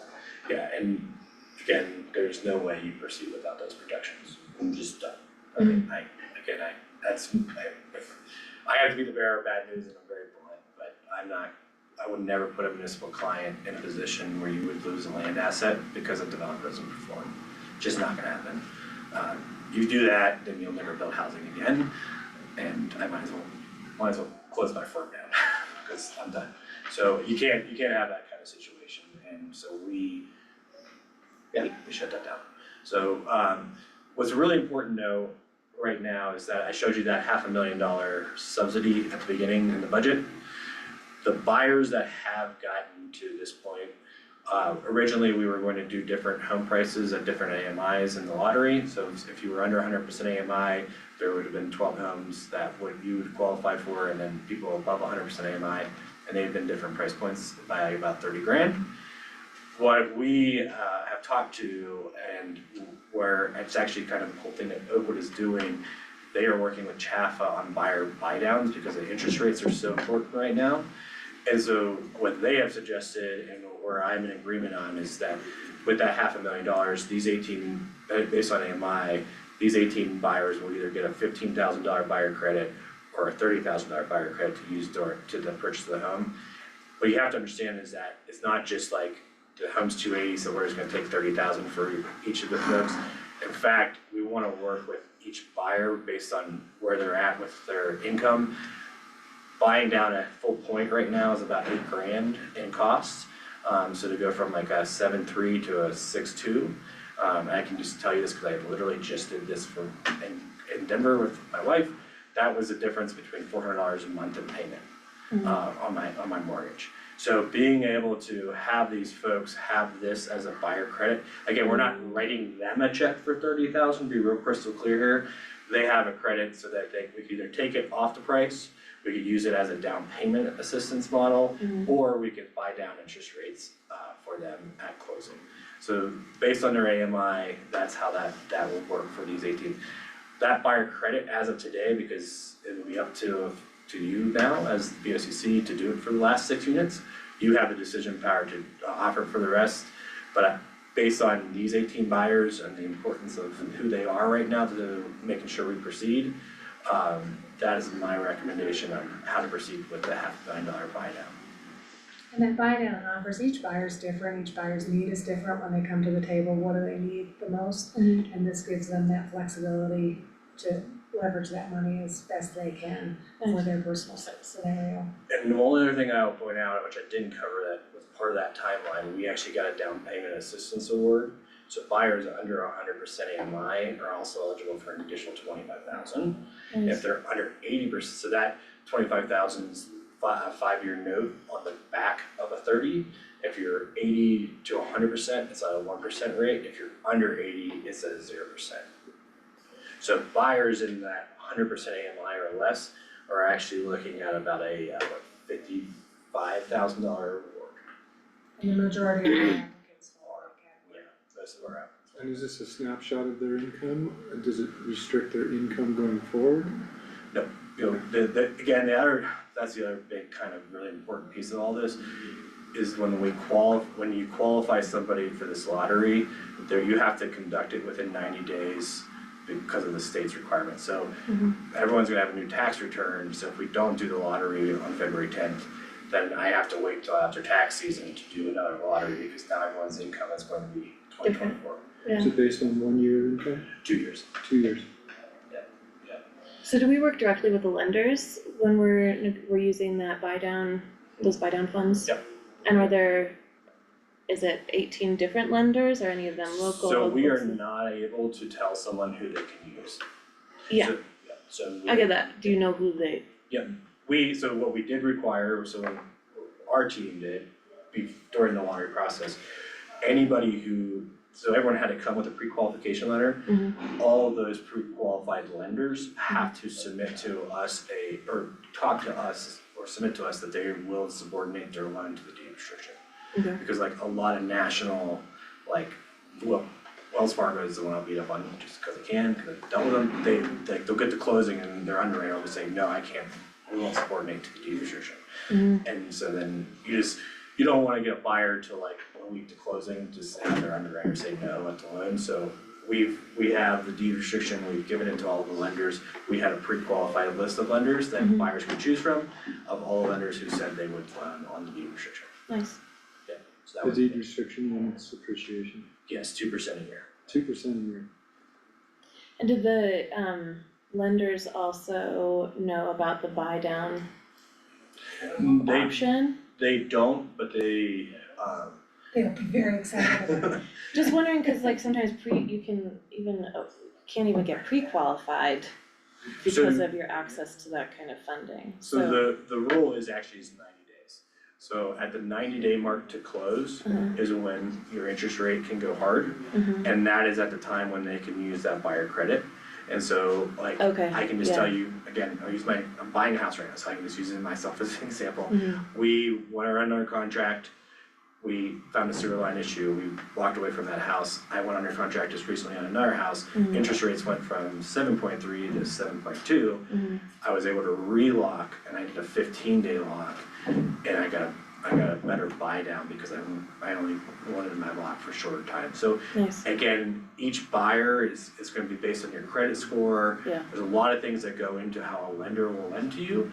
And that's why having this is just, instead of taking it just off, and this was actually Oakwood's suggestion, instead of just taking 30,000 off the home price, they're like, whoa, right now, your money's gonna go a lot further for these buyers if they can do a full point buy down Yeah. and reduce their monthly payment by $400. Yeah. So it's actually pretty cool that Oakwood is working with Jaffa actually on this program. They're actually doing a pilot program at the state level. And they were the ones that were like, this is a better way to do this. cool. And do we know how many of these 18 folks are school district or county employees or? The majority are partner employees. I would say 12 of this 18. Yeah, I don't have the list with me, but yeah, the majority of them are. So just to go back to my previous question, there's no requirement that you have lived here for a certain amount of time. Go ahead and touch it. Can somebody from outside the community come in and be like, hey, look at this? So we had that when we anticipated a higher applicant pool, we had 3 different lotteries prioritizing. So the first lottery was going to be employees of employers that contributed financially to the project. Then the next one was going to be local employers, local residents, and then the third was going to be anybody else who commuters. Sorry, that would be real quick here. It's not anybody else. It's Of the Yeah, so- adjacent communities. So to your point, can anyone just buy these? Is no. You have to be employed in Lake County, Summit County, Eagle County, or Shaky County. Yeah. So you have to show, so we verify your employment to qualify you for the lottery. And so that's part of, and you have to be under 140% of your money. So you have to be part of the local workforce. You can, and technically you can't even be retired too. So you can't be a second homeowner. And then the other important detail on that is it must be your primary residence. It's owner occupied and So there's a lot of, the short answer is yes, there's actually kind of an extensive list of things that we look to check to be one of those 18 people. So somebody who lives in Summit, works in Summit, could apply and get in on the lottery. but the majority of the applicants in this first group were local. And the only other thing I'll say to that though, is that every time you do one of these lotteries, that, well, since you guys control the project, you set the lottery. And so we had set the original, and actually what you'll be seeing on the 4th is the revised lottery to basically allow all 18 names to be picked. It's not the RHA who sets the tiers for the lottery, not necessarily the BOCC. So had the RHA been fully sat, if that's the right way of saying that. Yeah. That would have been the case, and that was the intention in creating, one of the intentions of creating the housing authority was that the housing authority would preside over the lottery, would conduct the lottery. Right. And so because we didn't have that ability, Michael has hired a consultant, Jennifer Grimaud, who worked with us to create the housing guidelines, community guidelines. She was the housing authority director for Summit County and then for Gunnison. And she helped the housing authority to create that document, and I'll make sure you guys have that. And she's going to be administering. Yeah, she'll be actually do so she's a subcontractor for me, she'll actually be the one that picks the names, and she did all of the income, she actually did all my lotteries in Crescent Butte. So that's the relationship there. But everything Jackie said is correct with one exception. I just wanna make sure I'm crystal clear, because again, when we took money from the state, your guideline, the guideline document has to be, this lottery had to be changed to match the state's requirements. Mhm. So the guideline, the housing guidelines that you have Mhm. are kind of like the policy, Mhm. but when it comes down to do the actual lottery, a new lottery you will have to do new lottery guidelines for every single lottery because of the money you took to do the project. Unless you completely pay for it yourself, Mhm. then you could do the guidelines. But again, like for instance, the 140% AMI limit was a limiting factor. The state only saying that we could only do 25% of essential employees was a limiting factor that we had to look at. Okay. How do you get paid? I get paid through the grant, and also I do the actual project development of these kind of projects, I do a pay for performance. So I only get paid if the project proceeds. And you get paid from us or the Yes. developer? From you, I don't take money from developers. That, yeah, I can't do that. That'd be a conflict of interest. But the administration of the grant allows me to be paid through the grant. Now, the lottery and the actual construction management, I can't be paid through from the grant. What's the current AMI roughly? Sorry? What's the current AMI roughly? 100%. Oh, for 100% AMI, So the 60. individual 66.9 is the current AMI. So, for example, your sheriff's department staff, we have a couple sheriff's department applicants, they're at 80% of AMI. Okay, do we have time to just like walk through this to see if I understand it? Sure. Okay, so we're about to have a lottery. That lottery is going to be conducted by your subcontractor friend, who's lovely. That lottery is actually like technically conducted by the BOCC. The lottery guidelines are in place by the BOCC. So Okay. we conduct a lottery based on the guidelines. So we created a guideline. The lottery is being conducted by you and your contractors. Last night we heard that Dana Green is pulling some of the names. Is that true? Okay, cool. So then we're using Friends to potentially pull the names. Yeah, you Great. always wanna have somebody not associated with the county Yep. that actually pulls the name out of them. Very cool. We have an RHA who established the tiers for qualification for the lottery. Yes? No, No, don't do that. sorry, Like- I'm trying to follow. Very good, yes, Like, no. not, you said, I was tracking, they did it for the guidelines, not the lottery. They did it for the guidelines. Correct. And the guidelines do what? How does the guidelines connect to the lottery? So they don't, because the Great. state comes in, And this is says- why you create where the relationship of the guidelines with these buyers Mhm. is actually not the lottery, it's the Mhm. future use of the house. Okay, So the guidelines, there's a sample lottery that if we could do it our way, we would do it this way in the guidelines. But there's also resale restrictions, Mhm. maintenance requirements, qualified buyer, future qualified buyer requirements. That's really the back end of the administration of the program. mhm, The lottery, this is why I always caution folks when they get real like you guys had a 3-year robust debate about 2 years, and I was like, again, this is all great, Right. but the state's gonna tell you. Right. Okay. Can't do this. so this lottery is gonna go to the 18 buildings, The 18 applicants. And then we'll do a second lottery for the next six. And then we'll do a third lottery for anything else that we can build. And we could make it as many, So could make you will it as do, many as so to be possible. real clear, yeah, you will have, the next time you do a project, yeah, you will have to go through all this again. the whole thing, The great. whole thing. Brand new Love it. guidelines. I mean. But we could just copy paste, yeah? Well, it'll be again, there's no free money, right? So Right. for instance, when we get to Harrison Park, there's programs like LIHTC that say, we don't care what guidelines you have in place, you Yeah. have to abide by HUD. Yeah, So that's why I'm telling you, like when you take money from a state or federal agency, while your guidelines are great, they're gonna say, there will be lottery rules that will supersede that. they will say, Yeah. our rules supersede your community guidelines. Great, awesome. So the money that we took, the incentives money that we took from the state limits us to 140% AMI or less averaged across the project. So that's our limiting factor, right? So in our guidelines that we created with the Housing Authority, we had 200% AMI. Again, we can't do that on this project because we have to abide by our funding, so. And What's the point of creating guidelines? so the guidelines are really, really important for these buyers after they get in their house.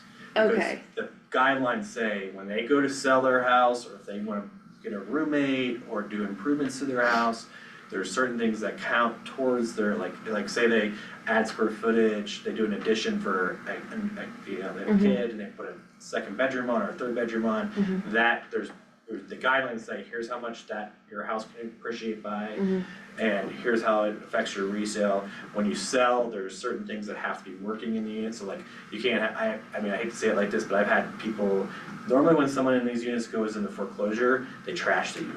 And then they expect that they're gonna get their full money out of it, and you go in, and I've had to go into the guidelines and be like, these are all the deductions that I'm taking out of your max sales price because you kicked holes in the wall. Because you were mad at me. Okay. So, it's like, so that's what the guidelines really are there for, so the lottery is for how to acquire and who can acquire. correct?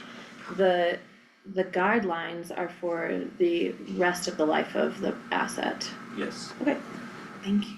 yeah, and again, you wanna put the lottery in the guidelines like your ideal, Okay. because the state wants to see that when they award this, cause by having that, that shows the state that you guys have had the community conversation about your priorities, And you're on board you're on with board. the project is in line. But when so for instance, the other thing, so the 140% was a very limiting thing on the state funding, as well as the big kick in the teeth was they said only 25% essential.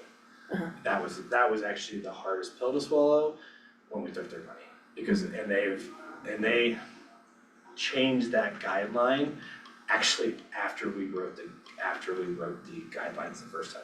Okay. So they actually updated that guideline in 2024, we wrote the guidelines in 2020, started the draft in 2022. So all guidelines moving forward though will have that.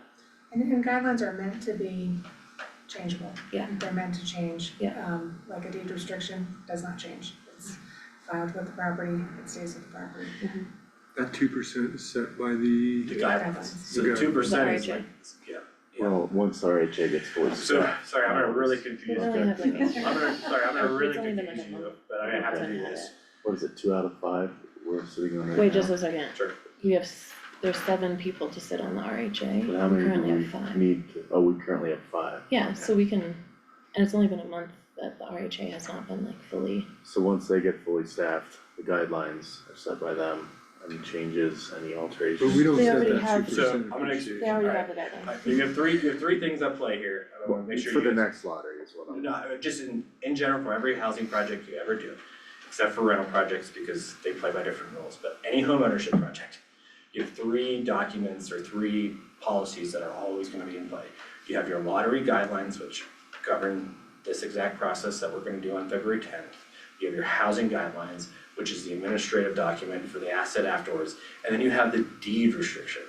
The deed restriction is recorded against the property and cannot be changed. Yeah. Unless, is actually, the deed restriction is actually under state law, it's actually a property asset the county holds. So it's actually, it's actually, so to be real clear, the deed restriction is the actual document that says, what the deed restriction says is, this property is restricted to the guidelines as can be amended by resolution. However, it is set to, must be a primary residence, can only have 2% appreciation cap. So like the real nuts and bolts of like what the protections that you guys hold are in the deed restriction. Yeah. So like once we place the deed restriction and record it on this land, it takes an act of the BOCC and also an act of anybody else who has consented to that deed restriction to change it. So basically, it can't be changed. That is what lives with the asset. The guidelines might come to the sides and like dink the asset around a little bit, but the deed restriction is Yeah, what the stays. banks don't wanna know, like, if you put the full 20-page guidelines of like, you have to have a working hot water heater and Yeah. you can't, you know, like, the banks would be like, oh, but the, Bye. why, Yeah. right? The deed restrictions are very concise, it says, must be a primary residence, 2% appreciation, here's the max price. Yeah. That was set the day they purchased it, and it's starting, like, you bought it for $280, on this day, your 2% starts on this day. So it's a controlling document, so, sorry, just make sure I'm touching on all I three of those. appreciate it, thank you. Yeah, and you will set, again, just to be crystal clear, you will set lottery guidelines every time you do the lottery. Okay. And you will find the deed restriction draft that Chris has most recently worked on in your February 4th packet. So you can review that before Tuesday. Okay. So yeah, what are we doing next? So, this is it, and sorry for going so long. We're doing again, conduct a lottery on February 10th.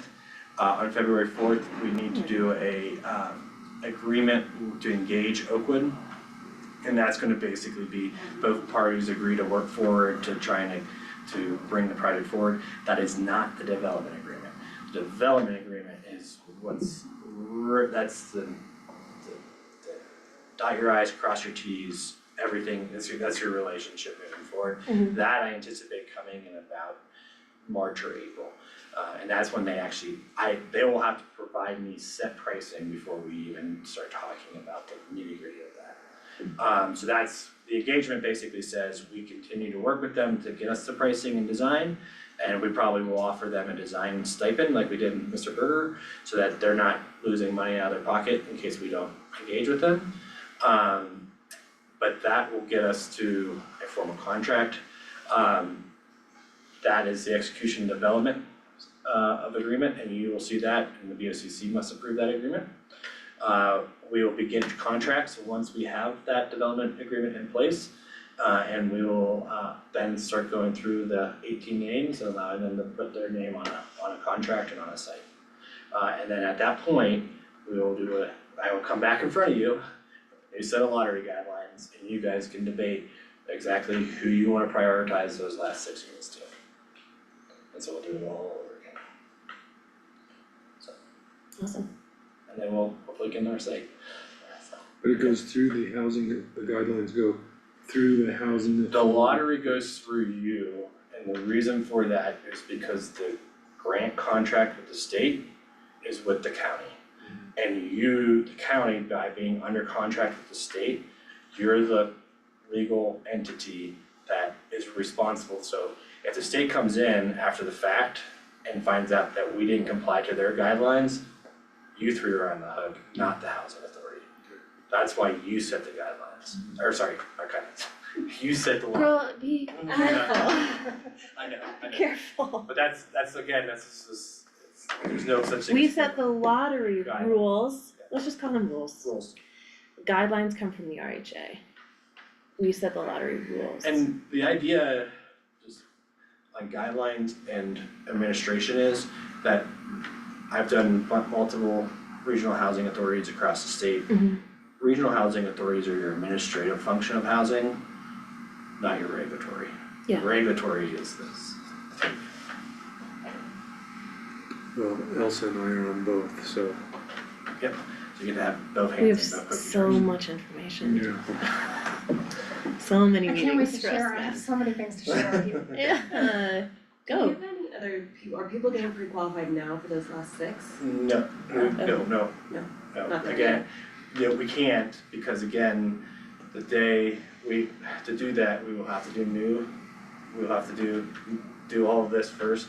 But the issue is that I can't start, once we say applications are open, that is the date that we start counting income for them. So what will happen is their 2024 tax returns people will now have done their tax returns, And so I will require a 2024 tax return for the next set of lotteries, where these folks did a 2023 tax return. So that's the issue, and that's, again, Jennifer and my team provides the state, through Jackie, a list of, here are all the buyers, here's what we did to qualify them, to comply with you. And there's a lot of confidential information about buyers, because they provide us everything, so we have, there's that's part of this whole process of complying with the state, but not disclosing everybody's, like, social security numbers to the state. Okay, sorry. To Harrison. Here it is. Yeah. Okay, so as a brief introduction, so we, again, competitive RFP process, solicited the help of Gabby's team. They were one of the applicants and proposed, the master planning, for Harrison. As you know, there's been a lot of discussion about Harrison and what that might look like. I want to preface this by saying this is a planning process. The purpose of this is to evaluate the site and to determine what is appropriate and possible and what the community would like to see. Because of the community response to developing the site, we have added the meeting that we just had on the 22nd. We had a morning and an evening session to get more outreach to the community and to get what they would like to see. I do want to say one thing before Gabby, and we're so lucky to have Gabby doing this because of course Gabby is a community member and is super familiar with everything that is us, that makes us special. And so that's fantastic. But I had somebody reach out to me who was not able to apply for the housing because she couldn't afford it. She works for the school district.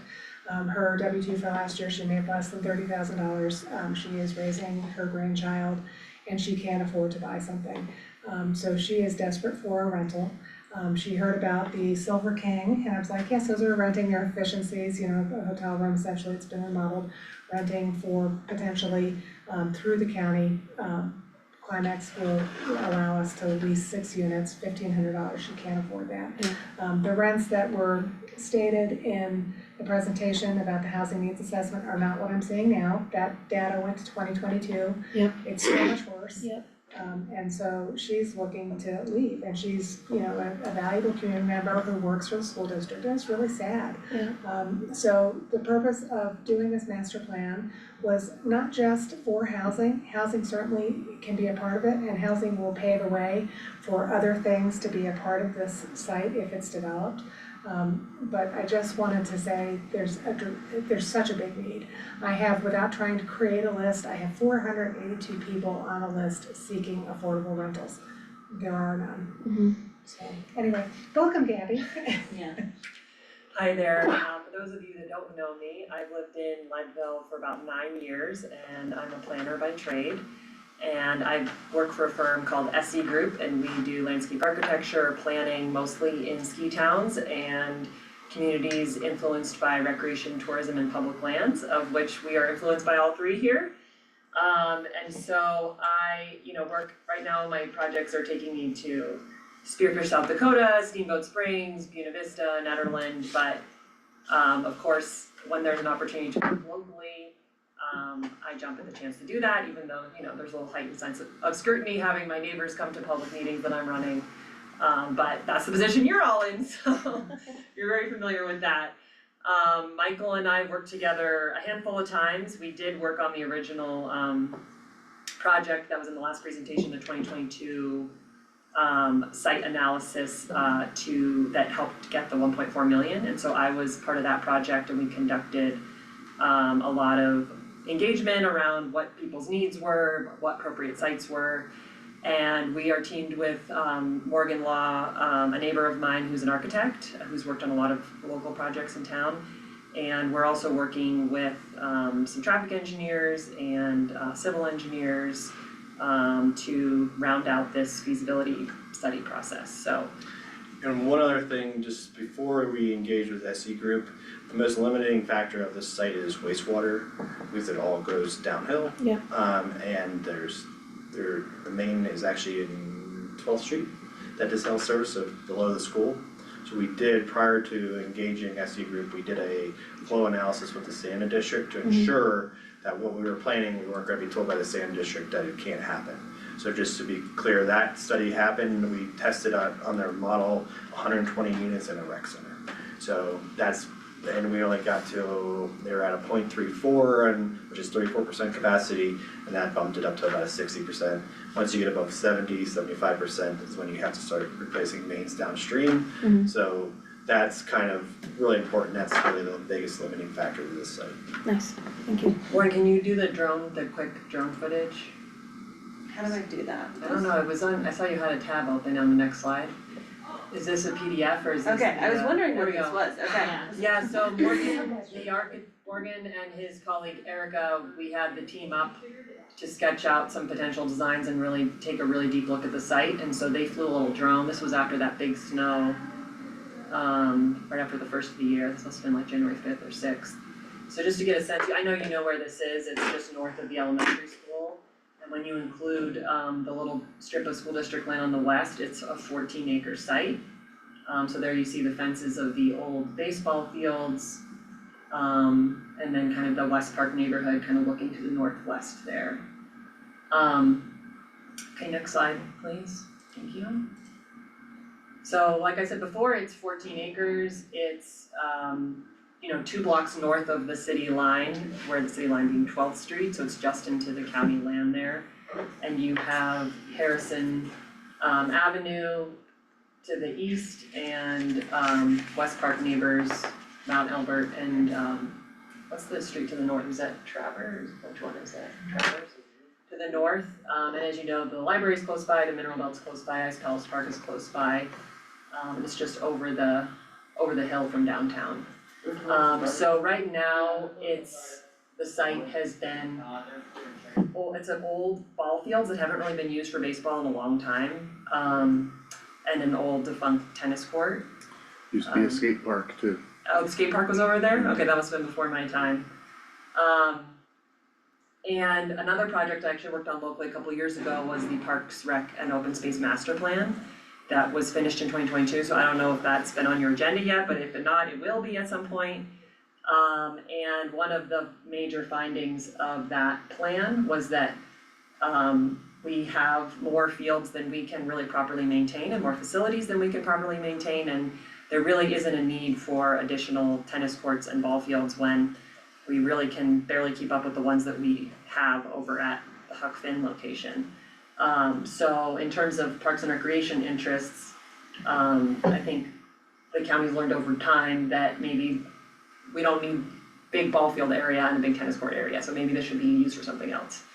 And then Jackie, do you wanna chime in about the land use covenant piece? Yeah, so there's been discussion in the community that this property was transferred with a restriction on use for recreation, picnicking, and that is not correct. So in 1962, there were minutes from a commissioner meeting, they used to meet on Saturdays, by the way. In this meeting in 1962, they discussed that the property, could potentially be used for that, there was no motion made. In 1964, the property was transferred with no restrictive covenant language. I have pulled the title work on the property, there's no restrictive use for it. It is adjacent to West Park. Some of the conversation has been that its intent was to be for West Park's usage solely. That's not correct. So I have all the documentation to support this if you'd like to take a look at it. Can we refer people in the community who are having these questions close to you? Absolutely, and we have had discussions, and I did go to one of the forum meetings to try to address this, which I probably won't do again. How were you received? It felt like, I think it was fine. There's a lot of misinformation out there, and that was why I went. Yeah, nice, Jackie, that's awesome, thank you. Okay, next slide. So Morgan, the architect, prepared this cross-section, which shows the elementary school and really shows that you that there's a 30-foot drop from the east side to the west side of the property. And the school architecture did a really good job of building the highest parts, which are their gym, and that cafeteria has that shed roof on the highest plane, and then building that kind of second story below on the lower plane in order to preserve views. And so I think the highest that gym goes is maybe 30 feet. And so as you'll see in a little bit, some of the feedback that we've received so far is that, preservation of views to the west are extremely important. And so we thought we'd prepare this to really show that there is a 30-foot drop to work with, and so citing potential buildings in a way that helps preserve views is definitely achievable here. Like Michael said in his previous presentation, this project is being paid for by that second round of DOLA grant funding. And the scope of work that we are undertaking at the moment includes a very robust public input process. We've had 2 open houses, we've had a survey that's been out for over a month, which I'll talk about in a little bit. And then our product is going to be, what we're calling a sketch level concept that shows where housing, a potential rec center, infrastructure would all lay out on the site. And that would be part of an initial PUD application, plan unit development application, that would go through your land use code process through the planning commission that would then come back to you as commissioners. One really important piece of that is that if you hear from constituents, that PUD process is public hearing Grand Central. So that is really important for folks to understand that this master plan is not a PUD application. It's a prelude to a PUD sketch plan, but through the planning commission and through BOCC public hearings, that PUD can be based on public input, could be very much massaged, amended, completely thrown out. So I just wanna make sure you understand that process is very, is controlled in this room. Gabby, why are you putting a rec center in the master planning? So we have been directed that there's still an opportunity, and this is a side project, so we're coordinating with Warren very closely, that the rec center feasibility project is happening at the same time. And although what I've heard up to date is that the other location, the community center field location, is right now the preferred location, we're still keeping it on the table as an opportunity at this location. So we're proceeding, and I'll show you in a little bit, we're proceeding forward of like just housing in open space or housing rec center in open space. And we're trying to make our design flexible enough that if the rec center gets chosen to go at the next location, or it never ends up on the ballot, or whatever ends up happening with the rec center in the next year, like that's not gonna affect this process. Like this process could keep moving forward, keeping the rec center as a possibility, but not being totally dependent on a rec center going here. One other really important piece of that is that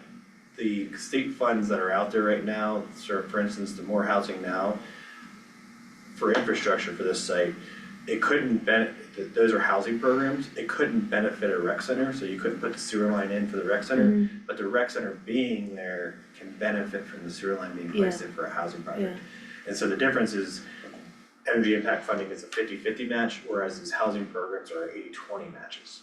So your match as a county drops drastically to 20% if there's a housing component. So there's actually some co-benefits of the rec center going in this location instead, so that's why we wanted to keep it on the table. Okay, I just didn't want people to lose their minds. Right, and that's been one of the trickiest parts in the public engagement process, to explain of like, there's no guarantee that a rec center is happening here, this is part of the process, there's another project that's evaluating the rec center, we're keeping it as a possibility, but don't hang your hat on like, a rec center is happening here or it's not, our conversation is a bigger conversation. So we used this model in 2022 when we did the site analysis for the duplex project. And the reason we were so successful is we came to the state, and we showed them, we have gone through the zoning analysis and we went through the infrastructure analysis, and we know that the 1.4 million we're asking for is going to put the infrastructure in to build the houses. That is the same outcome that we're looking for in this, is to be able to be very competitive when we go to the state, if we do, to get that infrastructure money by showing them that this has been looked at. And then childcare, is childcare also something you're building in? Potentially, Or let's keep looking at going. it as an option, okay, Yes. cool. Didn't know if we'd get there, sorry. So this is the who's involved, as a lot of folks in this room, so on the county side, even though Michael Yerman's a consultant, he's kind of in the county group for this project. And then I'm leading the consultant team along with Shape Architecture, Tetra Tech Engineering, Foxtel's doing the traffic study, and then we also have a steering committee of leaders from throughout the community that we've had one official meeting with, and they've also been really important partners in getting the word out about the open houses and the survey. So next slide, we'll show you who the steering committee is. We've been working very closely with the school district leadership, key Lake County staff members, Desiree from Bright Start, and other board members from Bright Start have been involved in the conversation. A couple folks from the city, so Chapin and Tim Hill and Christian Luna Leal are the city reps.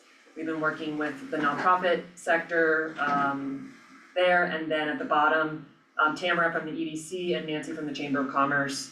Especially for this last open house, we did a ton of outreach to go to the business community and employers to try to get their voices heard and get their employees at the table and understand their needs as employers. Tamara and Nancy were instrumental in getting the word out in the last couple weeks. So this is our steering committee at the moment. We're expected to have 2 or 3 more meetings with them throughout the project to vet ideas, continue to reach out to their members, etc.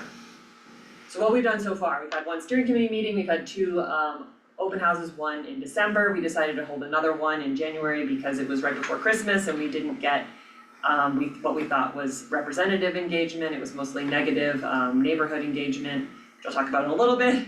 Right before Christmas, we launched a survey which mirrors very much the same information that were at the open houses. So the way the open houses worked is there were a handful of posters that had information, and then there were a bunch of activity stations where you could answer questions of like, what are your top housing concerns, or what are you most interested in on the recreation side of things, or what are you most concerned about, view preservation, et cetera, and so people could rank their concerns, low, medium, high priority, and there were a lot of places for open comment as well. So we basically took that in-person material and we made an online version of it, and we've had almost 200 responses in the last month, which has been great. We also have reached out to employers directly, created a project website, put things on social media, advertisements in the paper, in the last 3 papers. Sorry, the website, Go ahead. no, you're good. The website is all of this information. So- Everything's on the website. So if you wanna see the whole survey HarrisonParkMasterPlan.com, data, all of that, that's where it's all gonna live. Mhm. So it's completely transparent, so it's not just available for BOCC, it's available for the entire. Yeah, so like Michael said, before the project started, they did an initial utilities analysis that would say that it could support up to 120 housing units plus a rec center, and if the rec center is not there, then potentially a couple up to 160 housing units with the sewer and water there. As a team, we started doing what we call, a desktop analysis, looking at the topo, looking at the drainage, looking at the road widths, looking at all the different things. I showed you that slope analysis earlier of that 30 feet across the site. And then we had a workshop with our internal team and with the engineer and the architect to really look at the site deeply. And we're not ready to quite show you any designs, but we're gonna talk a little bit about some of the design principles that we came up with in that workshop. So like I said before, there's a website for the project where everything is on there. We had all the materials available in both English and Spanish. We haven't had a lot of Spanish participation, even though the materials have been available, and we've tried to outreach through through key community members, but I just wanna make sure you're totally transparent, we haven't had a lot of Spanish language people Spanish speakers come to our open houses or do the surveys. So, we have some memos here, I don't know, they're on the website, but Jackie, they're in your packets. So we created 2 memos, one that summarized the feedback from the in-person open houses that took place in December and January, and then we also did a summary of the survey results. And even though it's the same type of information, there's slightly different formats, and I think the people who showed up in person or took the survey online actually have fairly differing responses. And so I wanted to just parse that a little bit. Especially at the December open house, we wanted to make sure the local neighborhood was engaged, so we flyered that community.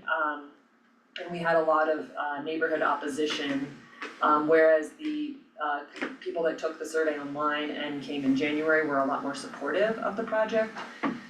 So overall, total, about 37% of the survey participants opposed, while over 60% support it. And the major concerns from the neighborhood are loss of open space and views. And there's also a sense of skepticism of, you know, why are we building this? Do we really need this? I don't trust our community to maintain what we have, and I think it's just folks that have lived in the community a long time, they just don't have a high level of sense of trust. And so we heard a lot of comments that were along those lines, especially at the December open house.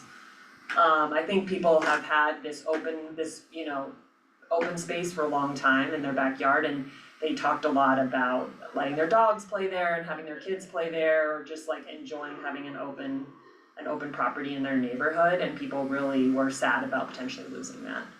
At the same time, there was a lot of support about saying this is, you know, such an amazing opportunity for low and middle income households to provide rental units or home ownership units or both. So we had, there was a lot of great anecdotes and quotes in the survey results about people saying, like, we had an open-ended question around, you know, tell us what your housing struggles are, how has housing personally affected you? And a lot of people have said, oh, you know, I know people that have had to leave, I know people that had, you know, 8 people living in a 2 or 3 bedroom house, people living in their cars, people having business owners and having longtime valuable employees have to leave the communities, a little all over the board. We had some really interesting anecdotes and stories about folks' housing struggles. So we did, at the open house in the survey, talk about the opportunity of a rec center, no guarantees obviously, and there was a lot of enthusiasm to have the rec center at this location. One, I think because it's potentially more centrally located, maybe fewer people would have to drive there as opposed to the other location. It's really close to the school, and I wonder, and I think some folks in the West Park neighborhood said, oh, I don't really want housing, but a rec center would be cool. So I wonder in terms of like the whole package, whether a rec center would be a more palatable, could potentially be a more palatable option. But I don't wanna hang this whole project on a rec center, so I'm gonna stop talking about the rec center. We also asked a little bit about like what types of housing people thought were appropriate here, and we had some pictures of different styles of housing and different scales of housing.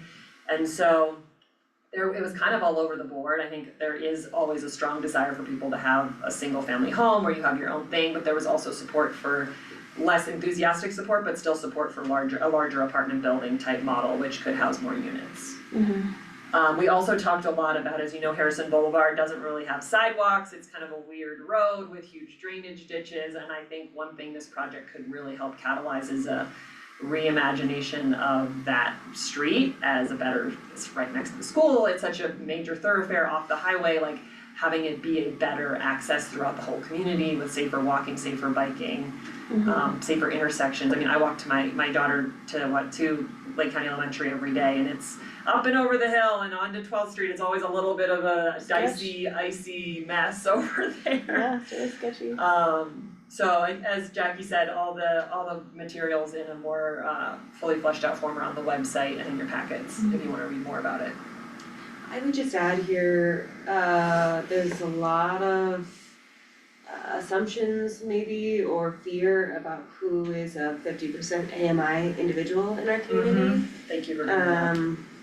A lot of like words like, oh, drug dealers and blah, blah, blah, when I don't think we've adequately shown that 50-60% AMI are our teachers, our childcare workers, are people who drive our snowplows, really like essential workers that keep this community moving forward day to day. And so I think just that the word low income is very scary for people, so.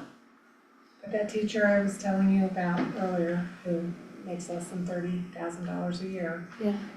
Desperately seeking housing, wants to remain in her current job, but doesn't think that she can stay. She is 50% AMI. Yeah, I was talking to one of the one of my other daughter's daycare teachers about this project, and she was talking about how she'd really love to move on her own. Her rent's doubled in the last 4 years. You know, I don't know exactly what her salary is, but you know, she would be definitely a candidate for a rental unit in a project like this. It's a hot topic right now, so includes ski patrollers and, Oh, yeah. ski industry workers like that. That's a Mhm. conversation too, So this is just a little bit more of an illustration of both the, all the kinds of comments we've gotten. We've gotten a lot of, negative comments, stop the project, preserve views, don't put housing here, leave it like it is, but we've also, heard a lot of really enthusiastic support of saying, what do I do about my rising rent? Or, we had a couple cutting edge, employees come to our open houses and talk about how their rents have gone up and they're definitely in that cost burden category and really trying desperately to just hang on to a rental that they currently have and was really interested in what could happen here. Do we know how large the buildings are gonna be yet? Are we not even So close to we'll get that? there a little bit, there's still a lot of TBD on that. The other thing, go back for one slide. One thing that we heard a lot about, and I think it actually is an issue that we could turn into an opportunity, is a lot of folks expressed the drainage issues, as we know from, there was that huge storm a couple years ago and all the drainage from rail yards comes across, that's why the Safeway parking lot's always terrible, comes down 12th Street. And so there's an opportunity potentially to fix some of those drainage issues with the development here, but our engineers really keeping that in mind as we move forward, is cause right now the west side of this property just pools. Yeah. During those either big snowmelt warm spring days or big summer thunderstorms. Yeah, and that gives you, what's interesting is by fixing that issue, you are also doing a lot of what the community around there wants, which is having passive open space, because those are the areas that would be those drainage retention areas. So I think it's kind of a unique, it's kind of hearing we don't wanna hear it, we don't want any development, but we also don't want our house to flood. It's well, we could make a buffer from your house that's fixing the drainage and giving you that space that you're worried about of having someone right in your backyard. So I think it's one of those kind of, as consultants, we picked up on we could really help you out if we fix the drainage issue and do the types of things that you want as well. Okay, keep going. So these are just some anecdotes of what we pulled from the survey, one saying we need inventory for low income families, there's so few options available. And then others saying, I don't support housing in this area, it should be left as recreation, it should be reused as baseball, tennis, outdoor area. So there's a lot of feelings about this project on both sides. So some of the opportunities as a design team, as we start to look at potential design concepts, these are the opportunities we have observed. There is a existing stand of trees in the northwest corner, fairly mature trees. And there was a lot of sentiment about wanting to keep that pod of trees and not put a building there. And so we definitely were looking at that as a key element of the site. Like I talked about before, using that 30-foot slope over the course of the site to preserve views and maybe build any taller buildings more on the lower west end of the site. We've also coordinated with the school district and they really want where that cafeteria shed roof piece is, they don't want that to look out right against a wall of another building. So we're trying to keep a little bit of a corridor between buildings, where that huge wall of windows is in the elementary schools. We're thinking about their views to the north. And the other things we talked about a lot with the West Park residents that came is they really want some kind of buffer between their fences and where the first building would be. So whether it's an open space buffer, maybe a perimeter trail, a lot of different ideas have come out, but just to not build, that someone doesn't wanna be looking out their backyard and looking into the window of someone, of an apartment building or what have you. So being sensitivity to that, and then other things we talked about is to really think of it as a hub with the school nearby and the library nearby, and rethinking Harrison Boulevard as a better and safer connection throughout the county and the city. And then again, back to the rec center, is to think about that as a possibility. So we came up with these guiding principles that are really helping us think through the design process. So we talked about protecting the existing vegetation, like those trees, and then the buffers to adjacent neighborhoods, maintaining views and mitigating negative visual impacts. That's been a huge guiding principle. Another one is really thinking about the mix of types of houses. You know, I think a lot of people fear another eagle's nest. To be honest, I think that's what a lot of neighbors are saying, we don't want that right here, and that's what they think is gonna happen. And so I think we really wanna provide a design and a concept that provides a mix of housing options that really serve the highest need, which is those lower income rentals, and then some more middle income, that 80 to 20, similar to the housing at 10-2. Either rental or homeownership opportunities. And then we talked a lot about the circulation and how any access onto Harrison Boulevard, what that would look like and how that would impact traffic and just flows throughout the community. And then we're also trying to be really sensitive to the school and look for some co-benefits, honestly, with the school, with their drop-off lane and their access, and we've been in contact with them about trying to figure that out, so. So, right now, to boil it down to the simplest options is we can decide to do nothing and finish the grant and just shelve the concept. As decision makers, that is an option. We can keep moving and continue to consider a rec center there. Or we can say, you know what, we really want the rec center in another location, we don't want the rec center to be part of this project, and let's just move forward with it, with just housing and recreation. So that's kind of where we're at in terms of like the 3 paths we could choose. Trying to keep it as simple as possible for you. So the survey is still open. We've had almost 200 responses. I think there's supposed to be an article in the paper today. Today's Thursday, right? Okay, paper comes out today. Oh, I haven't seen it yet, okay. And my mail doesn't usually come till like 1 or 2 p.m. So. And then I wanted to close the survey a couple days after the paper came out to give people that may not have heard about the project a couple more days to engage with the content and take the survey, and then we'll close it next Tuesday.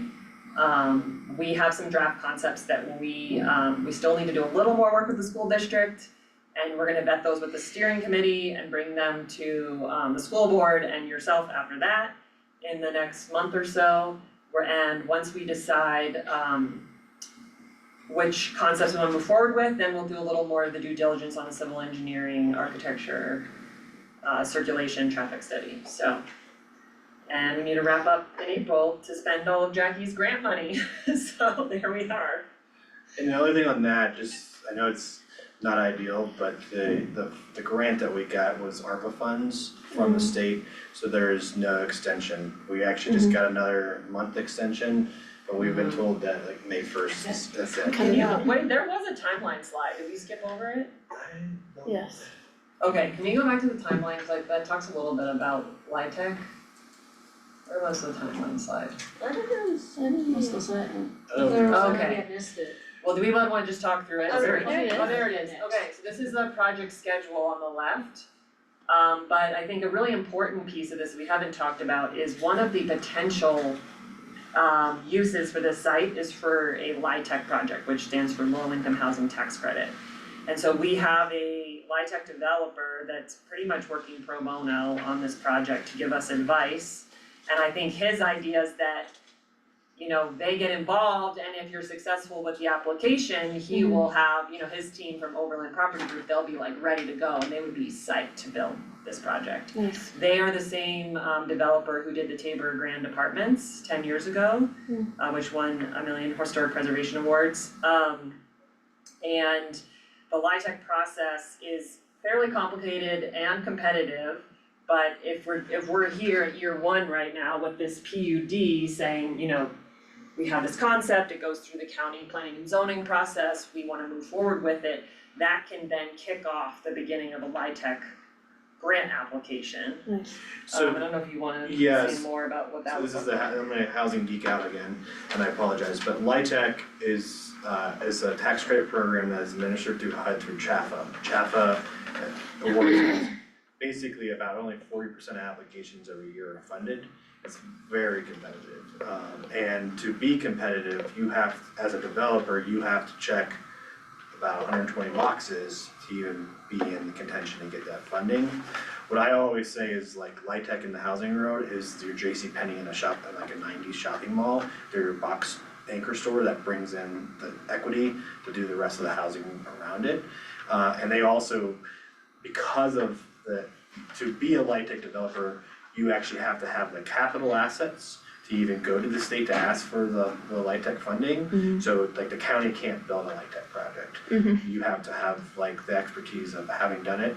And if you ever fail to deliver on your contract for the house and not get your allocations of tax credit allocation done, you're basically blacklisted forever. So these developers are as far as like the creme of developers, they have zero tolerance for not delivering on time and on budget, because if they don't do this ever again. So they're and then if you go back, so what LIHTC stands for is 30 to 60% AMI. So because of And these. rentals. And rental, it's all Yeah. rental. What's important to understand about that is the only way you can, not the only way, but unless it's a very nonprofit centric, like Habitat for Humanity, this program is the only way you can hit those rent levels, because you get a massive subsidy from the federal government through tax, through the tax credit program. So that's why these projects are so competitive. Typically, rural Colorado sees 2 a year. So when you would go up against the other 52 projects that typically come in a year, or 28 or whatever it is for the year, 2 of those are only gonna be in rural locations, the rest are going to urban centers. And Michael's assured me that based on our community's need and demographics, we would be extremely competitive. So that's the big thing, is that the market study that you saw in your needs assessment showed that 160 number. Typically, they'll only allow you to build between a 25 to 40% allocation of that number. And the sweet spot for light tech is about 40 to 50 units in rural, especially rural locations. I'm not gonna even get into like the Denver model. But the rural locations that I work with, the other thing to keep in mind is a light tech developer can go anywhere, right? They're not bound to building it here. The advantage though to building it on a site that's public controlled is that the county commissioners have a lot more control over the final outcome of rental limits, income, subsidies, long-term renewal, because a light tech deal's only 30 years. So at Crested View, we controlled the land asset, we required a 60-year light tech affordability mechanism on it. So by having that land asset with infrastructure and entitlements in place, then that puts the power of negotiation versus if they came to you and said, hey, we found a parcel in town, we're gonna build here, they are just coming to you to get land use approval, if that makes sense. And back to what you had a question also earlier about what would the buildings be like, and there's still a lot of flexibility there, but typically the most bang for your buck in terms of construction costs would be, a 24 unit building. So we could, in our site analysis, we could fit anywhere between 2 and 4 of those onto the site, and those would be, 2 stories, potentially 3 stories if they were in that lower location to not block views. And there's also a light tech requirement for what they call community space, so having some ground floor community space that residents can use, and that can be flexible, could be office, workout facilities, community kitchen, and in some cases childcare. It's a little more difficult to get all the childcare requirements with, bathrooms per classroom but there's definitely a possibility for some ground floor community uses And like childcare. And there's even been projects that have done like maker spaces and commercial spaces, so like someone does a bit, like a home business and a tenant can have a storefront. So there's a lot, that is what increases the light tech developers' competitiveness at the state level, is by having that community amenity. And their ability to work with the county on a land asset further maximizes their ability to do those additional community assets, because it frees up capital, because they're not invested in the land as much, right, in the infrastructure on this site. That will free up your ability to ask for additional amenities. So Right. that's why, yes, it would be great. I mean, the light tech developers, I will tell you, are circling this community because they saw the needs assessment. Yeah. And so there's been a lot of feelers out there, and that was part of the reason why we kicked off this process, because your community has a lot more control, and I think that's what's really important to be discussing with folks that you talk to in the community versus having a developer just go buy a piece of private land. And just do it, And like just- Eagle's Nest. Yeah. Because then they have a 35-foot building in their backyard, and if it was permitted under zoning, that is what it is, right? So I think that's the difference that you should be thinking about, is that you do have, as commissioners, if it's on your land, you have a lot more negotiating power than you would have if it was a private developer or a private parcel coming into you. And I think it's not Massive Manor that has this 30 to 60% AMI as well. Yeah. From my understanding, they have like 25 plus people on their wait list at any given time. Yeah. Usually And that's a elderly, three-story building people with too, so. disabilities. And it's, I will tell you from our experience of doing this project in Crested Butte, a light tech development, I actually did it and I said I'll never do it again, and here I am doing it for lots of communities now. But the ability for us to even serve like folks with disability in our community in Crested Butte, like having elevators and having ground floor units and fully accessible, those units are so hard to build unless you have a property manager sophisticated enough to provide for those people that have those needs. Because there's a lot of property, so the other big piece is they own and operate that building, and they can never not be in compliance on their owning and operating, because again, the second they get a black mark, all of their other applications that they're vying for, like, are also blacklisted, so they're, it's just my experience with these developers they are very attuned to cost, they are very attuned to ensuring like their market demand and their long-term responsibility of the property. And then again, there's other land around there that you can open up for home ownership opportunities, et cetera. So if that makes sense. Yeah.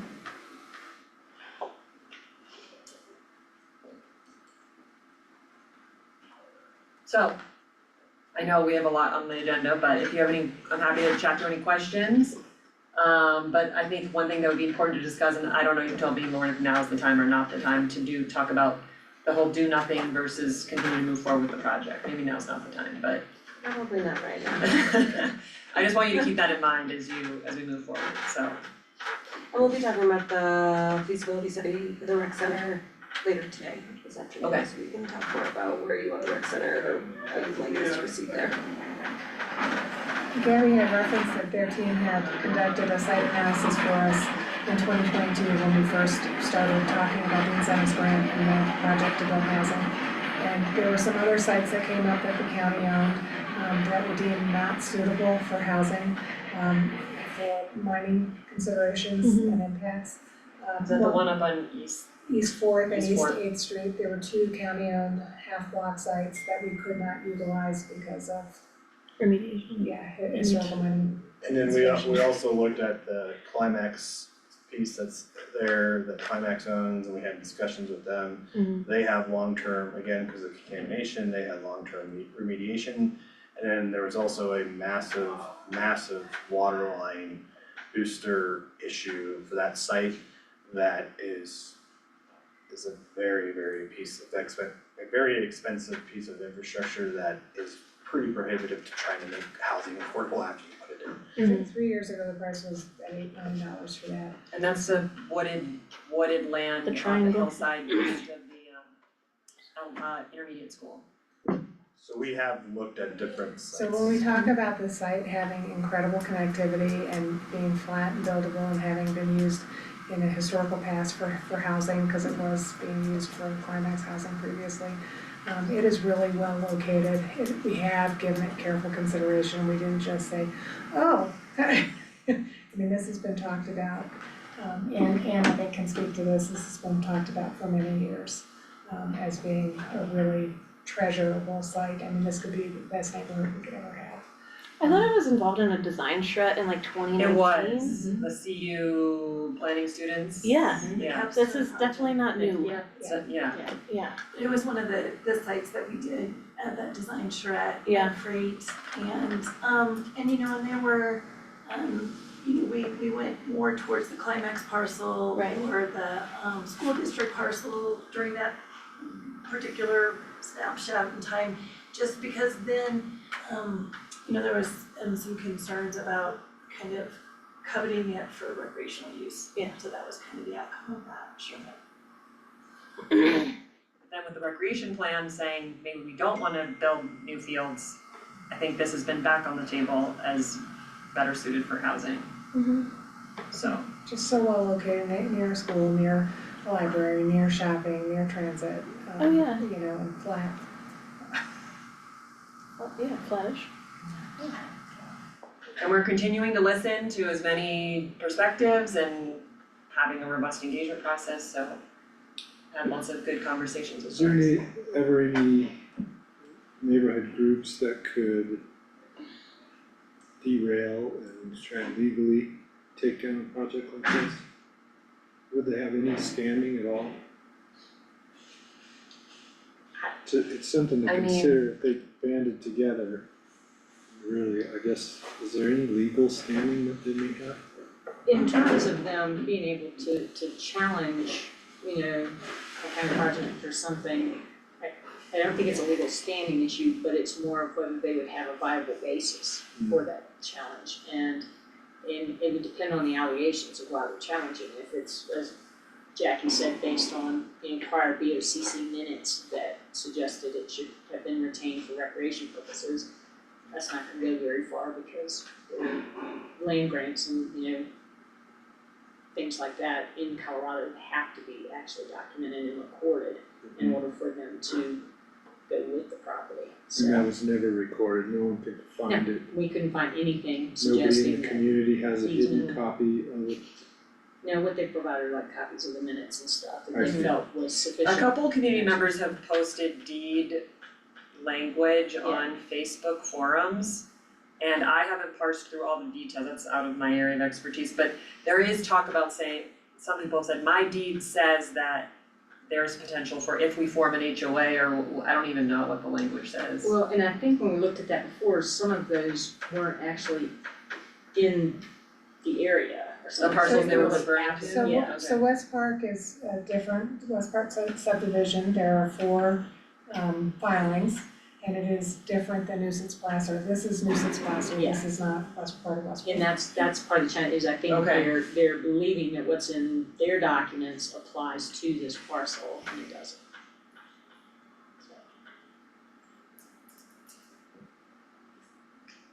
We've taken up a lot of your time, we certainly Thank you. appreciate. Yeah, Oh, this is wonderful. alright, any more questions, concerns, thoughts for this? I mean, I know we have lots, but it's a large, complex, multifaceted. What's the next big issue after that? We have Animal lunch? shelter. That's a fun day. Oh, you guys are real. Yeah, we're gonna talk about the pool. Oh, okay. Feasibility study. We're Shout it from gonna the talk about rooftops. how the. Thank you, Michael. Hey, thank you Thanks, guys, Mike. you can tell you've worked really Thank you, hard, we Gabby. appreciate your We're excited hard work. really wanna see these houses built this year, so. You help me with this one? We're gonna talk about their past decisions about LCIS, Ski Cooper, and animal shelter. So many fun topics, I wish I could stay all afternoon. You can watch it later, listen later. I chose 48 hours ago to cut caffeine out of my regimen. That was. Maybe this a wasn't the great week to go choice. cold turkey. Hey, this is cute. Oh, thanks, bud. Appreciate you. Do you wanna close this up? Oh, yeah, I need to Commissioner? adjourn your Oh, work yes, session. Mr. Chair. It's 12:03 PM.